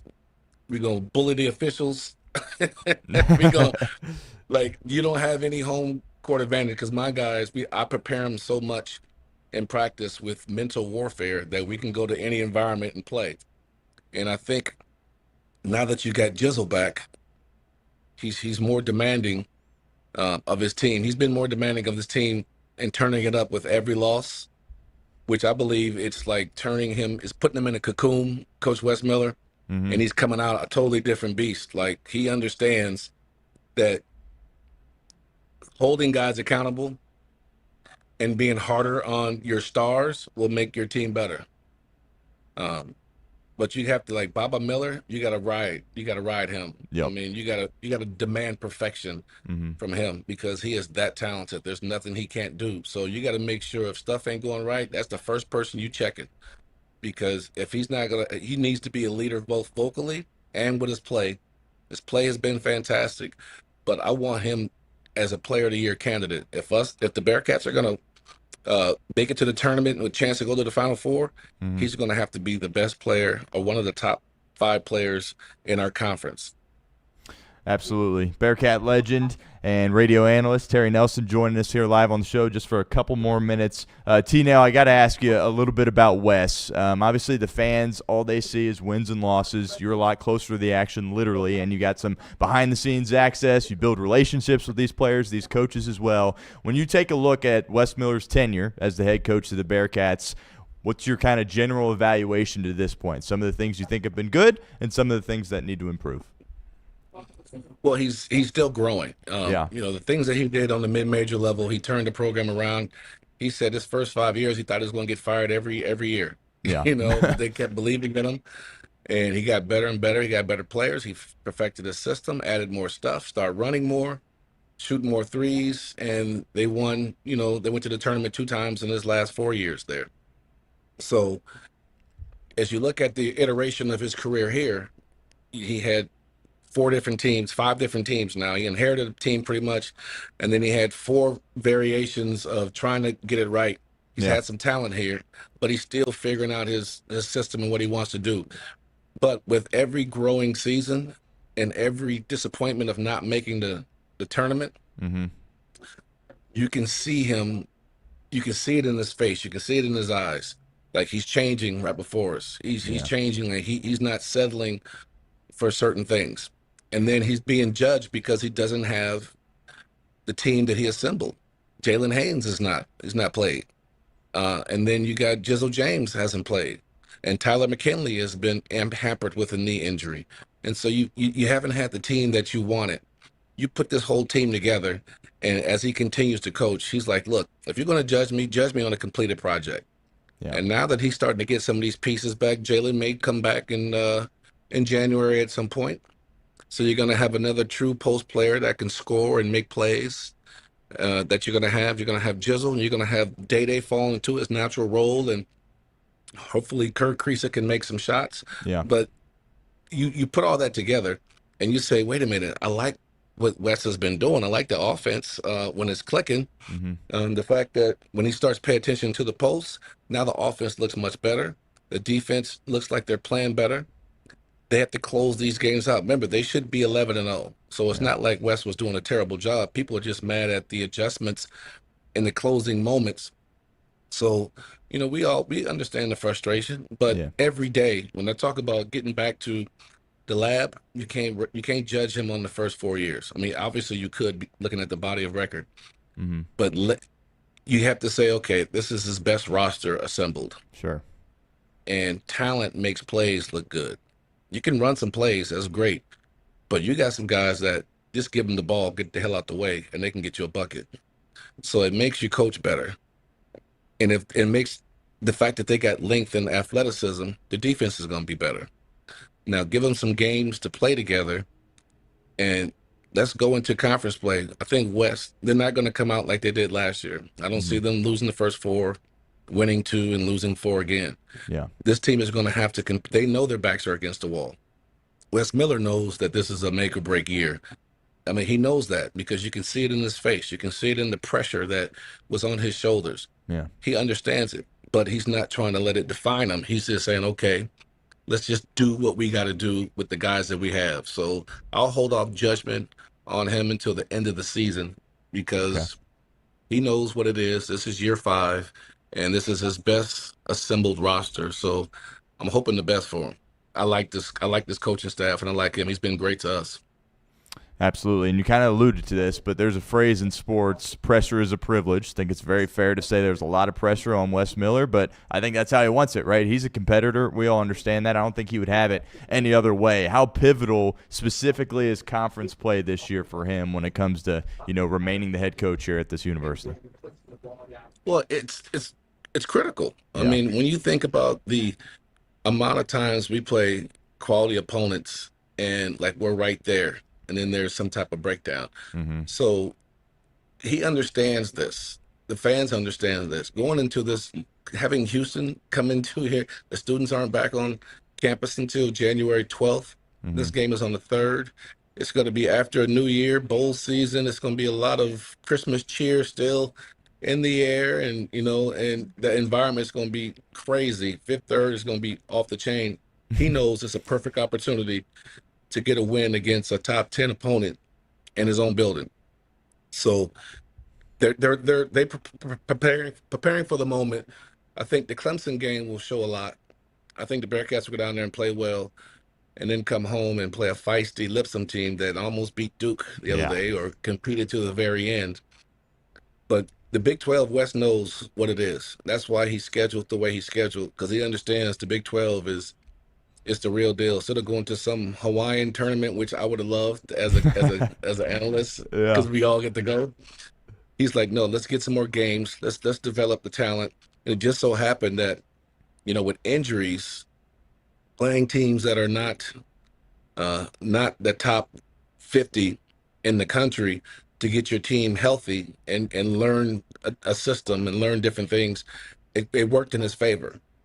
It worked in his favor. Now he's got his lead dog back, and think about the lineup of Day Thomas, Jizzle James, Baba Miller, Mustafa Cham, Shauna Baez as your core. And then you could bring Buck, Kerr, Tyler McKinley, and they're going to get Jalen back in a little bit. But in Celestine is your clutch guy. When he gets in the game, he's a bailout, end of the clock, shot clock kind of guy. So you don't have to take bad shots. Just get him the ball. He has the ability to hit shots with guys in his face at the end of the shot clock. So he's clutch. That lineup's gonna be potent. Final one for you, Terry. Two players I want to touch on. You mentioned them both just there. Mustafa Cham comes in with high expectations, kind of that presence down low. You talked about how offense can really open up when they get some paint touches, right? Throw it into the post and then kick it back outside, make some shots. How would you evaluate his performance? I think we would like to see him go up a little bit stronger from time to time, certainly. And then the other player being Day Thomas, who, of course, he's back another year. And you kind of look at the scope of his career at Cincinnati, and I'm sure he'd tell you he would like to be a part of some more wins, but I just think he's an outstanding player, and I thought his role would look a little bit more different this year with some of the additional talent on the team, but they're still needing him to score, and he's still scoring at a pretty high level. How would you evaluate those two here at this point? I didn't hear the second one. Who was the second guy? Day, and the first one was Cham. Gotcha. So Cham, he's got to get stronger hands. Yeah. It's his hands. He needs vice grips. He's got long fingers, but he needs stronger hands. He's got a good touch around the basket. But he's got to work more, and they got to work on just the catch. Like when I watch Halveen Zealot play post, you throw the ball to him, it gets stolen because he backs up as the ball's coming, and the defense just releases contact and takes the ball away from him. Did it a couple times last night. With Cham, I like to see him sit more on the catch. He's tall, and he allows guys to push him off the bench, so when he catches it, he's at 14, 15 feet. I want to see him get to a spot and seal with a target hand and using one hand to hold off, one hand to get the ball. Because if he can just catch it, that's better than he can score down low. He just needs to catch the ball because he makes good decisions. He's got a good touch around the basket. And I also would like to see him play with force around the basket, dunk the ball more. He dunk the ball more around the basket. Baba Miller doesn't have that problem. Mustafa has to start being more forceful around the rim. Defensively, I thought his shot blocking and presence around the rim has been good. His anticipation's got to increase. He's a slow jumper. And when he reacts to shots sometimes that are not his guy, when he turns around, by the time the ball's on the backboard, he's jumping. So he's got to learn to block it with both hands so he doesn't have to reach across his body to block it with his right hand. Use his left hand to block shots. He's more than capable. And then with Day will fall into his natural role. He's become a three-point shooter, 3-and-D guy, but he's got to be more selective. I talked to him yesterday after the game. Defensively, I said, you can't be that aggressive when you got 4 fouls in the game and they need you. He said, I know, I was playing pressure defense. I said, you got to learn to start playing pressure defense without fouling.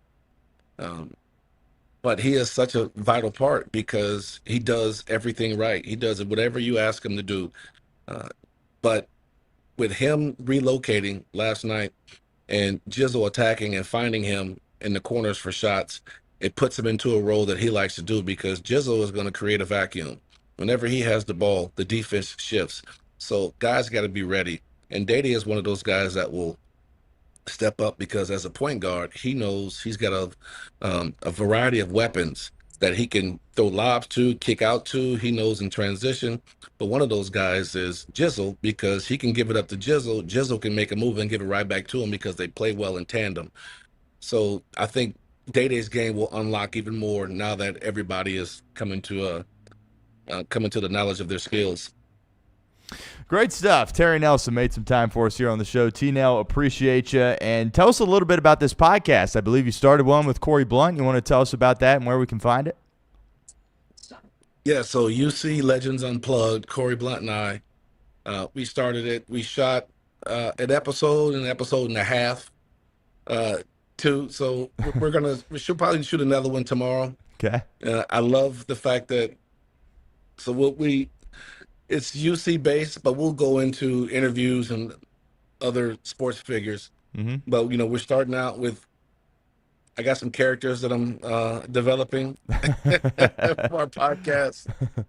So it's going to be fun. So you can find them on all platforms. UC Legends Unplugged, UC Legends _Unplugged. Sweet. We will make sure to do that. But T-Nell, I appreciate you, brother, taking some time for us here on a Thursday. Best of luck the rest of the year, and we'd love to talk to you again soon. And best of luck with that tire as well. Thanks, man. I appreciate you. All right. See you, T-Nell. Terry Nelson, Bearcat legend and Cincinnati Bengals or Bearcats radio analyst. He will be on the air with Dan Horde this weekend as they get ready to call the Clemson game on Sunday. A big game, big non-conference game for Cincinnati. Had an opportunity to kind of settle down after the Georgia game. Very disappointing second half. They settled down last night against a lesser opponent, certainly able to pick up a big-time win in the game, and we'll see if they can transfer that momentum a little bit to Sunday. But that's great stuff there from Terry Nelson. He was very open. He was very honest about how things are transpiring currently right now within the Cincinnati Bearcats basketball program. That interview will be out later. Great guests here on the show today. Got a couple more great ones tomorrow, so be on the lookout for that. Paul Fritschner, some great college basketball stuff. He joined Reed on Off the Bench. If you missed it, that interview will be out later this afternoon on YouTube, and then, of course, mine with Terry Nelson will be out there as well. We appreciate T-Nell making some time for us here at the show. All right, let's transition our conversation a little bit to the Cincinnati Bengals, and unfortunately, this is kind of what happens when you lose, right? There's not much stuff to talk about as far as, postseason life and playoff lives on the line. Unfortunately, the Bengals don't have that anymore. They've been eliminated from the postseason. So our entertainment, really, from a fan base, a media perspective, things that we really dive into and try to really break down and probably overread, if we're being completely honest here, are the press conferences. Zach, of course, talks multiple times throughout the week. Joe has a press conference, and he speaks as well after the games on game day. And every time Joe Burrow is around a microphone, everybody in the fan base, everybody in the city of Cincinnati, everybody in the NFL world, their ears perk up a little bit, and they say, what's Joe going to say? And Joe made some more comments yesterday. We've really we've spent a lot of time breaking down Joe Burrow's comments here on this show over the course of the past couple of weeks. Last week, obviously, he had the kind of dark and depressing press conference where he was basically saying, I got to learn to have fun in the game again. And we kind of explained it as if, Joe just kind of had that realization that, the postseason isn't going to be a thing. The rest of us had that realization a lot earlier on. I had that realization after the Chicago Bear game. Well, that didn't happen for Joe Burrow until the loss to the Buffalo Bills. And he was very down, out, dark, depressed in that press conference. And then he played poorly in the game, didn't score any points. We talked about how, for Joe Burrow standards, it was awful, but this wasn't Desmond Ridder. This wasn't J.J. McCarthy. This wasn't Jake Browning type of bad, but you scored no points and you're the quarterback. And we talk about you like you're the best quarterback in the National Football League, and oftentimes I think you are the best quarterback in the National Football League. And there's some people out there, Todd McShay said he played like he was depressed. That's getting a little bit too carried away. He looked a little disconnected out there, but he was cold, and the Bengals were getting their butts whipped. So, that's just kind of how things played out. And then I was happy with how he addressed things after the game. He took a lot of ownership. He didn't need to do that, but he understands that when he's getting paid on the contract that he's getting paid, he's making that much money.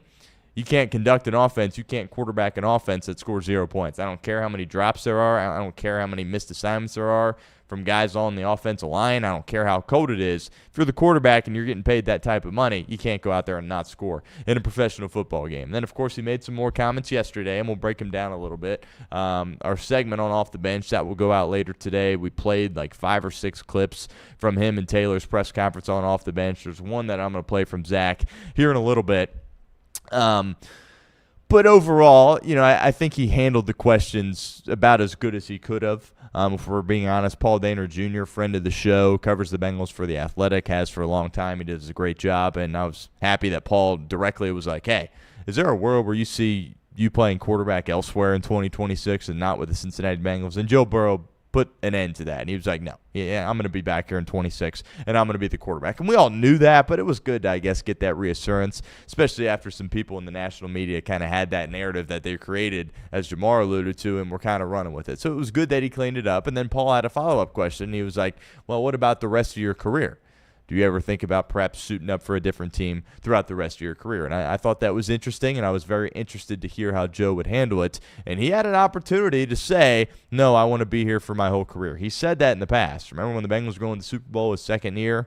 He came out and was like, I want to play here my whole career. Had an opportunity to do that again at the press conference yesterday. He did not, but at the same time, you can't knock him for what he said. He said, you think about a lot of things. That was his response to Paul's follow-up question. And again, you got to put yourself in Joe Burrow's situation, right? If you had missed the playoffs 3 consecutive years, had a bunch of injuries, have an organization that is kind of the laughingstock of the National Football League, is seemingly always dragged through the mud, seemingly always is getting piled upon by national media folks, it's hard to sit there and say, you know what, I want to commit to the rest of my career. I know he's going to commit through the rest of his contract, but if the Bengals are going to continue to miss the postseason, if they're going to continue to draft poorly, if they're going to continue to do just flat-out dumb stuff as an organization, he might change his mind as far as where he wants to be throughout the rest of his career. So he's not going to create any drama as far as opting out or holding out or not playing out his contract or demanding a trade.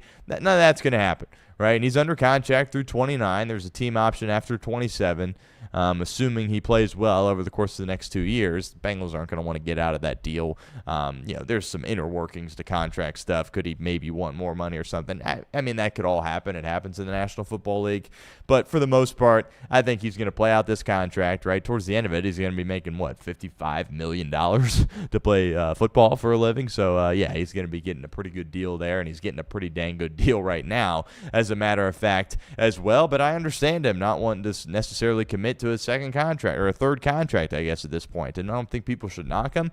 I think it just kind of should heighten everybody's sense of awareness when it comes to this organization, right? Because if they continue to do this, they continue to miss the playoffs, if he continues to get hurt, which I'm not blaming the organization for his injuries, but it's reality. You have to discuss it. It's an unfortunate thing that has developed, okay? And if it continues to happen, they continue to miss the playoffs, and you got players continuing to bang on the organization, right? He's not going to want to continue to stay here. But luckily for us Bengals fans, there's several years here that are guaranteed that he's going to be the quarterback of this team. You keep your fingers crossed that he can be healthy. And I think if you show that you can win football games, get to the playoffs, win postseason games, and by the time the end of his contract is coming up, you are a perennial championship-level contender, I think he'll stick around, right? I really do. But if you're going to only make the playoffs one of these next few years that he's under contract, right, and then kind of go one and done or not reach a Super Bowl or not reach a conference championship game, maybe it's different. And that's a harsh reality that Bengals fans have to live in. But I think everybody can calm down and understand that, okay, there's some time here, right, to get this thing fixed. There's several years to get back to where they were in 21 and 22. Now, your confidence in this organization as far as whether or not they can do it, that remains to be figured out. There probably isn't much confidence from a lot of folks out there. I understand that. But we'll see. We'll see. And he's going to be back next year. We all understand that, and that certainly is a very, very positive thing. Also, something else that he touched on, he talked about, trying to find love and fun in the game yet again. Well, he was throwing out names like Tom Brady, like Aaron Rodgers, like Drew Brees, right, like Joe Flacco, guys that have played for a really, really long time. Joe Burrow wants to be spoken of in that kind of a sense as those guys, right? And I think he also knows if he does it here in Cincinnati, that would be pretty impressive if he was able to do it here with an organization that's been dysfunctional for seemingly the end of time, right? They've always been really dysfunctional. But the thought of him, thinking about retiring early or not playing anymore, I think you can pretty much put that to bed here at this point. If he wants to talk about being like guys like Tom Brady, Aaron Rodgers, what have you, he's got to play for a long time. Fingers crossed he doesn't have any more significant injuries in the near future and he can get a couple of healthy seasons under his belt because he's a human. At the end of the day, I know if I was him and I had all these injuries, it would be tough, right? Now, the paycheck that came in the mail, that would be really nice to get those and be like, oh, yeah, that's why I do this, right? But, we'll see. We'll see ultimately how long he can do this, but I do think that is the plan here. So the people that were saying, oh, Andrew Luck, whatever, the press conference was concerning. It was not great, as I said several times here on the show, but he wants to do this for a very long time. We all hope ultimately it can happen here in Cincinnati. One other thing that not a lot of people are discussing about Joe Burrow is I think he likes the fact that he has some pull here in this organization, right? He's the most powerful guy, not named Duke Tobin, the Brown family, Zack Taylor, and you could maybe even make the argument he's more powerful than a couple of those guys there as well. Basically, everything he has done and asked for, they have granted, and that goes all the way back to his rookie year where he only played, half the season? He didn't play all the games, and then he was like, no, I want Jamar in the draft. I want to tackle. I want my boy Jamar Chase. He hadn't even gone to a Super Bowl yet. He hadn't even done these great things for the organization yet, and they still said, yes, Joe, we will do that. We will bring in your guy and kind of go from there. That's not going to happen at other spots. Right? You're not going to be involved. That's one of the few advantages of being in an operation like the Cincinnati Bengals. It's very, like Zach talks about how he meets with ownership every week, right? That doesn't happen at these places across the league. Maybe a handful of spots, but, you think Mike McDaniel in Miami is meeting with ownership every single week? No, absolutely not. You think, Sirianni in Philadelphia is meeting with Laurie and Howie Roseman and those guys every single week? No, he's not. So it's very much a mom and pop, as people like to say, but I think that can, be beneficial for the quarterback, the star quarterback, and certainly the head coach as well. I think Joe likes that. I think he likes to be heard, and I think that's one thing that he's been very open about. I think for the most part, Joe tries to be as honest as he possibly can in these press conferences, and, they don't – what did he say yesterday about how he doesn't need to be – involved in the decision-making process, but he likes to be briefed on what the thought process is and what exactly is going on, right? Again, that doesn't happen elsewhere. So if he wants to, play out his contract here and then go elsewhere, I don't care that the Rams is the team that's around. He's not getting that kind of pull in Los Angeles. Now, you might make the argument, well, he doesn't need to. They're a well-oiled machine that he doesn't need to be involved in that kind of stuff. I don't know. But I think he likes, being informed, being in the loop, and the ownership organization and staff certainly taking his opinion into account. Zach also spoke, as we know, yesterday. Kind of want to get into some of his comments. There's some things that people bang on Zack Taylor for, right? People on Twitter, on the internet are like, oh, there goes Zach again, talking about 21 and 22. I'd be doing the exact same thing if I was him, and so would you. If you had the whole city calling for your job, right, and you're like, well, I've been to the Super Bowl. I've been to the conference championship twice. I won the conference championship once. We won the division, right? We've been to the playoffs. I would be going back to that as well. I'm not going to sit here and take the podium and act like we've stunk my whole career and it's a miracle how I still have my job. No, I'm going to be like, yeah, we've had success here. We've won division titles. We've won conference titles. We've been to a Super Bowl, right? I don't blame him at all for doing that. Now, it's tired, right? The people in, the fan base, people in the media don't love hearing it, but if we were in his shoes, we'd be doing the same exact thing there as well. But he made some comments about his contract, and I did want to play these real quickly on the show.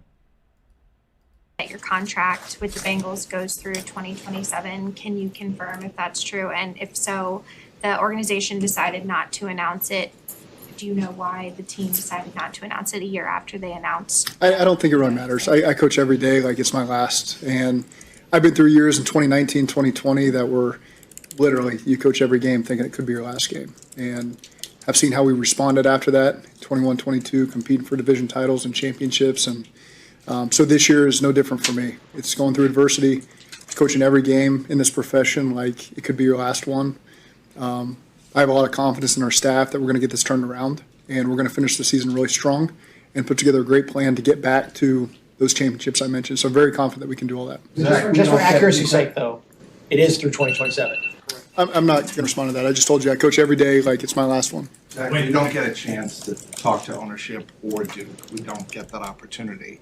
What kind of assurances have you been given from ownership? We just talk every week. Every week you've talked about your contract? Or Every week we talk about everything. when was the last time you spoke about your contract and the status? It's not really part of our conversation. It's every week we're just trying to create together a great plan to win football games and make sure our team's ready to go, make sure I'm ready to go. So I know that's of curiosity to you guys, but we're just focused on being the Dolphins. Is it fair to say that's reassessed after the season every year? You'd have to ask them. Ask them? Yeah. And we don't get that chance. Okay, well, I'm sorry. Okay. I'm just being straightforward with that. We would ask them, but we don't get that opportunity. It would be nice if Duke Tobin would take the podium. It would be nice if he would address the media from time to time. He only does it a handful of times throughout the year. It would be nice if someone in the Brown-Blackburn family could take the podium and answer for this, because Zach is getting all the knives thrown at him. And, look, I don't think that was the best way he could have handled that, right? But at the same time, it's in the moment. These are the questions that are being asked. I think you could tell probably immediately right when he said you'd have to ask them. He knew that was coming from Trags. Credit to Trags for, saying what we all were thinking, like, well, that would be great if we could ask them. Well, that's not, a reality with this team, unfortunately, because of how dysfunctional the organization is, that Duke Tobin or somebody in the Brown-Blackburn family will stand in front of a microphone and take some questions throughout the course of the year. And unfortunately for Zach, he's the one that has to deal with it. But I thought the reporters did a really nice job at the press conference yesterday, asking some good questions. James Rapine had also a really nice question, basically asking Zach about, after you lost that Dolphin game in 19, we all remember that game, crazy game for the 1 seed, and it looked like the Bengals were going to come back and then ruin their chances of getting the 1 seed, which would have been the most Bengal thing of all time. Right, if that ultimately ended up happening. Thankfully, it did not. The Bengals were able to draft Joe Burrow, and James basically asked him, like, did you think even after that loss, like, oh, thank goodness, at least we still get the first overall pick? Zach said no.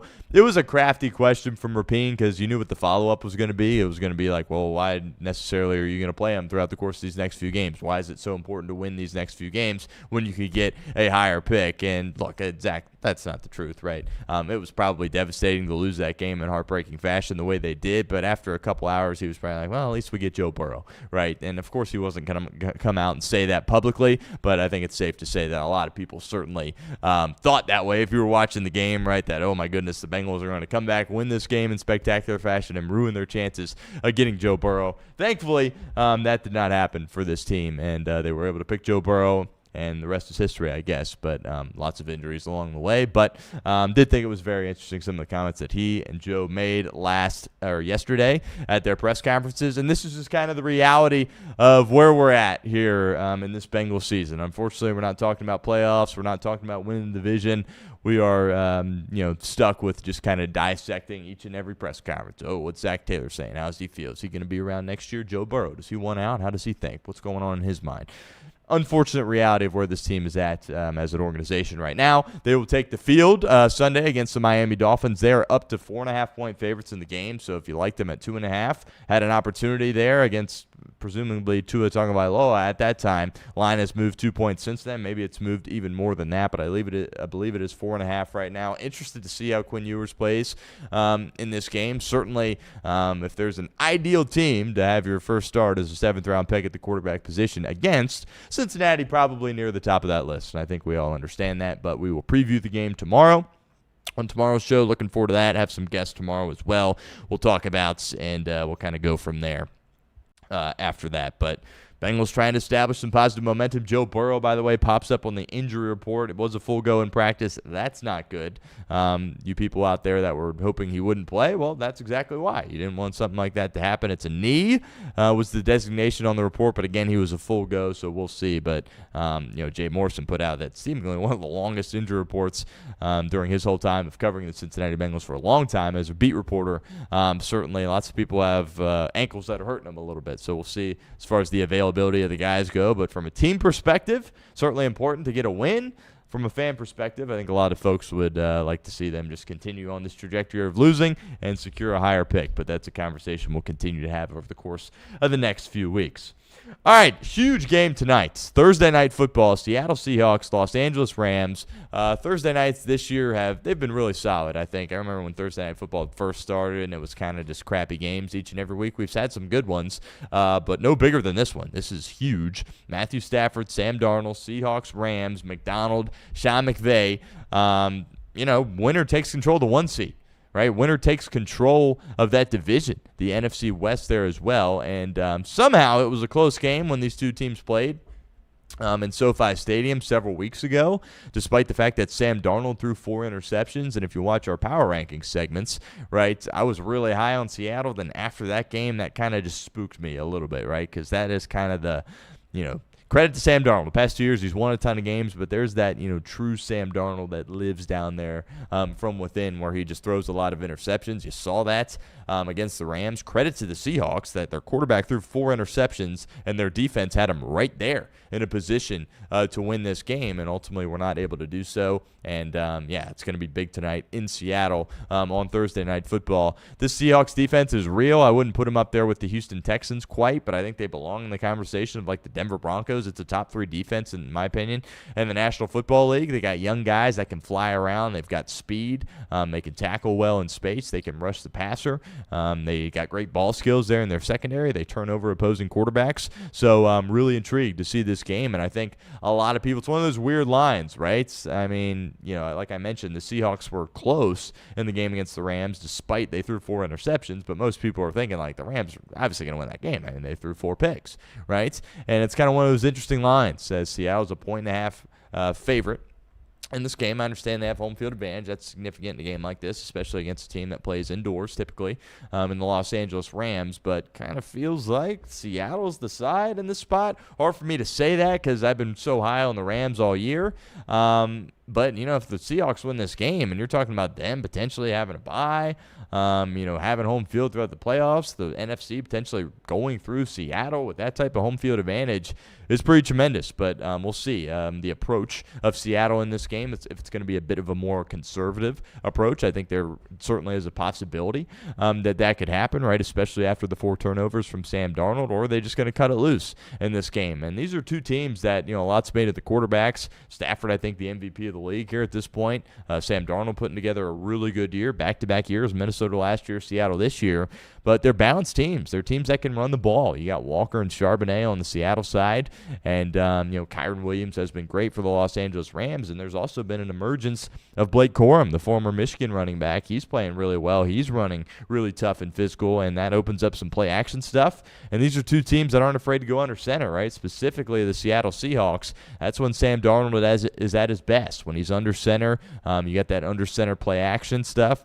Threat to run the ball with guys like Charbonnet and Walker, and a threat to throw it down the field to a guy like JSN, who's really asserted himself as one of the best wide receivers in the National Football League. Storyline coming into this game, of course, is Davante Adams. Is he going to be able to go? Got banged up in the game last week. There's been reports that maybe he could go. Maybe he's not going to go throughout the rest of the regular season. I don't have an update here at this point, but that certainly is a key factor in the game for Davante Adams in this one. And obviously Puka Nacua has been tremendous. He's always seemingly a little bit banged up, but he's one of the best receivers in the National Football League. 2 great defenses, a great quarterback, Hall of Fame quarterback in Matthew Stafford, and a quarterback that's playing really well in Sam Darnold, and should be a really compelling matchup. The winner of this game has, 12 wins as we sit here on December 18th. So really incredible game. Looking forward to it. That's on Prime tonight. Herb Street, Al Michaels. And the team will have that one. I think it should be a back-and-forth game, a compelling game. I think whatever quarterback doesn't make the mistake probably wins. And a lot of people would say, that's going to be Matthew Stafford. But, again, Vegas feels like they know something a little bit here with the Seattle Seahawks. All right, Xavier played last night, and things did not go well for the Xavier Musketeers. And, Paul broke this down tremendously, I thought, in the segment on Off the Bench with Reed. They played Creighton. Creighton lost their best player early in the year, and they're kind of rebuilding, retooling. They had Kalkbrenner for several years, and he was really a presence down low for McDermott. Great basketball player, ends up getting picked in the second round by the Charlotte Hornets. Had a couple of good guards on that team as well. Lots of people they had to replace, so you kind of knew it was going to be a bit of a down year for Creighton. They've made the tournament, 8 out of the last 9 years have been really good in this conference, but it's been a slow start. They haven't looked good throughout the duration of the year, but as Paul alluded to, it was only a matter of time before they put together a good game, and it happened at the expense of Xavier at the Cintas Center as they won that game by 40 points. The worst home loss in the history of the Cintas Center. And, I think you could have expected, based on the progress that Xavier had made, the momentum that they had established, how they'd been playing better over the course of the past few weeks. I think you could have convinced a lot of Xavier people that you were going to win by 10, 15 points. And I also think you probably could have convinced a lot of those same people that you would lose by 10, 15 points. Probably not 40. But I think, just with the inconsistencies that they started out so bad, the expectation level was low, but then they beat UC, a UC team that's got way more talent. They put together some more good wins, trending in the right direction. Here comes Big East play and a bit of a reality check for the Xavier Musketeers. And, Coach Bettino, he went to some different guys there at the end, just trying to get guys more run and more experience. When Trey Carroll only had 7 points in a Big East game, that's probably not going to work. Borvichinen struggled shooting the ball there as well. Basically, everything that could have went wrong for Xavier went wrong in the ball game, and we'll see if they're able to piece things together. And I think it kind of reminds you a little bit of after the Santa Clara game, right, where it's like, okay, you got to go back to the drawing board after a performance like that. You got to figure some stuff out, and you got to try to create some momentum for yourself. And maybe they had just gotten a little bit too confident, gotten a little bit too cocky maybe, and said, we beat UC. We're putting together some wins here after the Santa Clara loss. We're going to roll into the Big East. Creighton's not playing well. We're going to go out in front of our home fans and get a big win. And it was a reality check because that was not the case at all for Xavier. And if they don't shoot it well, that's going to be an issue for them frequently. I'm not, again, temper your expectations going into the year. Nobody thought they would be competing in the Big East, right? There's a lot of people that probably didn't think they were going to beat UC. They're not a tournament team. We understand that, but they can still pick up some wins here in the Big East, still get an upset or two. You saw it against UC, right? From a talent perspective, forget the spread for a second. That's just kind of because Xavier has dominated that rivalry.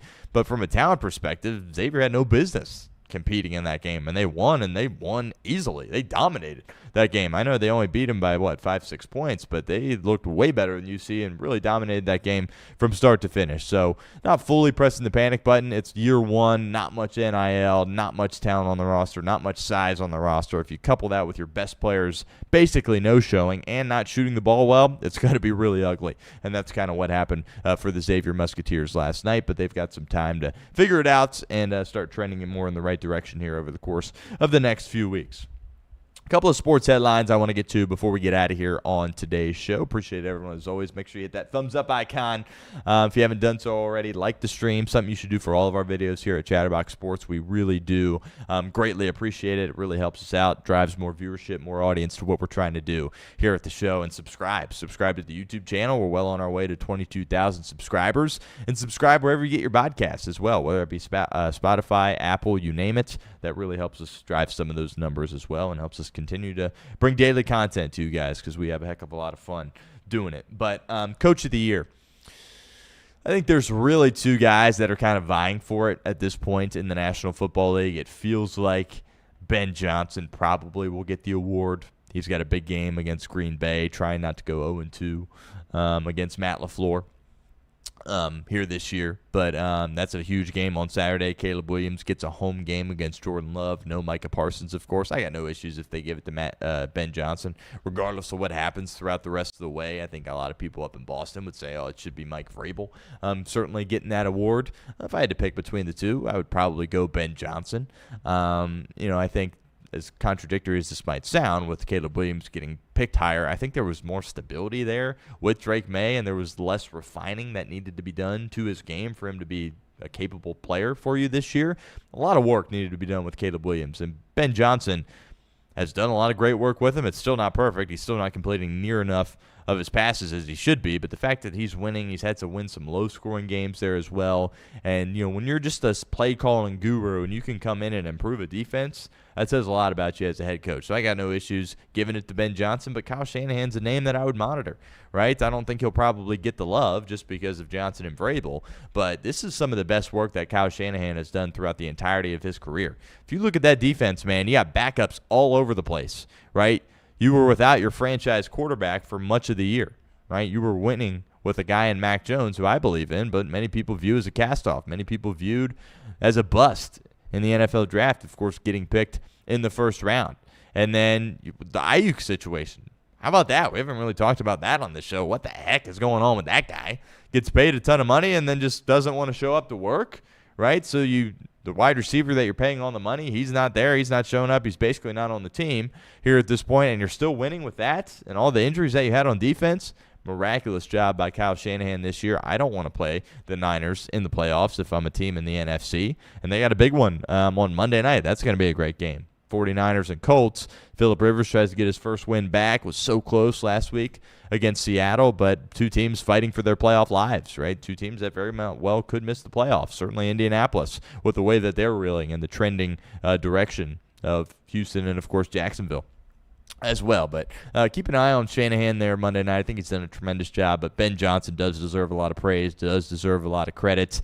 Reed's boy, Caleb Williams, is winning a lot of football games, and we'll see if they can bounce back against Green Bay after losing to them a couple of weeks ago. It was a competitive game there in the second half, just really got out to a slow start, but that's certainly going to be a compelling matchup on Saturday. We get a couple of games on Saturday. By the way, speaking of Saturday, we'll do our college football preview tomorrow. We'll break down all the playoff games. Looking forward to that and our best bets of the weekend. Very much in need of a bounce-back week after last week.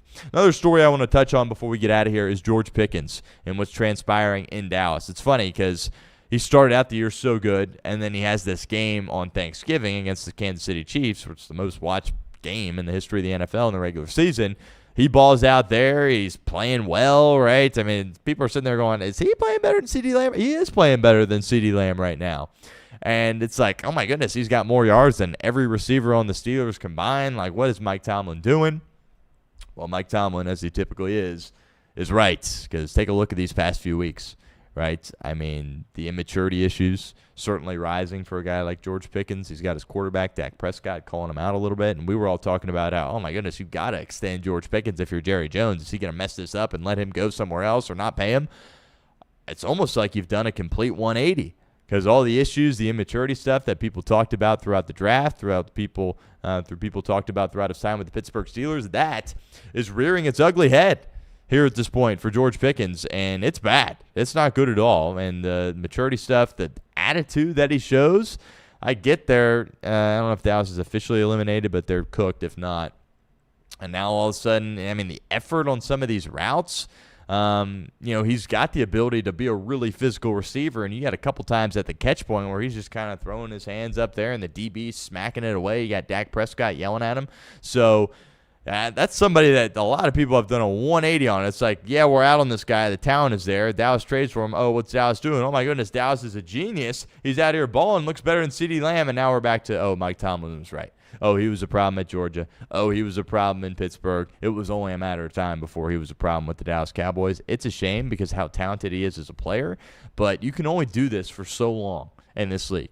Antonio Brown is a perfect example, right? Now, Antonio Brown's significantly way more talented than George Pickens, right? Antonio Brown, I mean, people forget, like, if he didn't have all the issues that he had, and he's got a lot of issues, let's be very transparent here, he could have been, like, you're talking to him like when you're talking about some of the greatest wide receivers ever. Like, he was kind of on that path. Like, let's call a spade here. That was the reality of where things were at with AB. And then, of course, he, self-imploded, right? I mean, self-sabotaged himself in his career with the decisions that he made. And, eventually, even they were done with it in Pittsburgh. As great as he was, it was like, okay, we can't do this anymore with AB. And then in Vegas, it was like, oh, yep, we can't do this with AB. New England can't do this. Tampa can't do this, right? So your talent can only hold on for so long. I think Pickens will get another opportunity, whether it be in Dallas or another team. But at some point, if you keep showing that, hey, you're not all the way there upstairs, you're making bad decisions at some point, team's patience is going to absolutely run out on you.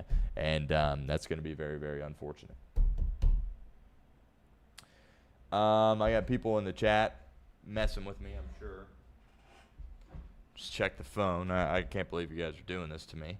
Yeah, no, that's not funny. That's not funny. I didn't believe it, but it was enough to check the phone after what transpired with the Kyle Schwarber stuff. I'm sitting here talking about Kyle Schwarber a couple of weeks ago on the show, and the chat's sitting there saying he's gone. He's back with Philadelphia. It's dead. And I'm sitting here talking about him potentially being a Cincinnati Red. But no, Scooble is not a Cincinnati Red. That is not happening. And not that anybody expected that to happen, but some folks in the chat were having some fun there. But appreciate everyone, as always, for tapping in to our show. Great show today. Reed was great on Off the Bench. Had Paul Fritschner on. That interview will be out later. And mine with Terry Nelson will be out later. You can catch us in podcast form as well, wherever you get your podcasts. More guests tomorrow. Looking forward to that. And, yeah, we'll talk college football weekend preview, and we'll talk Bengals and Dolphins, of course, on the show tomorrow, and any injury updates that we get coming out of practice today. But appreciate everyone, as always. And until next time, take care, everybody.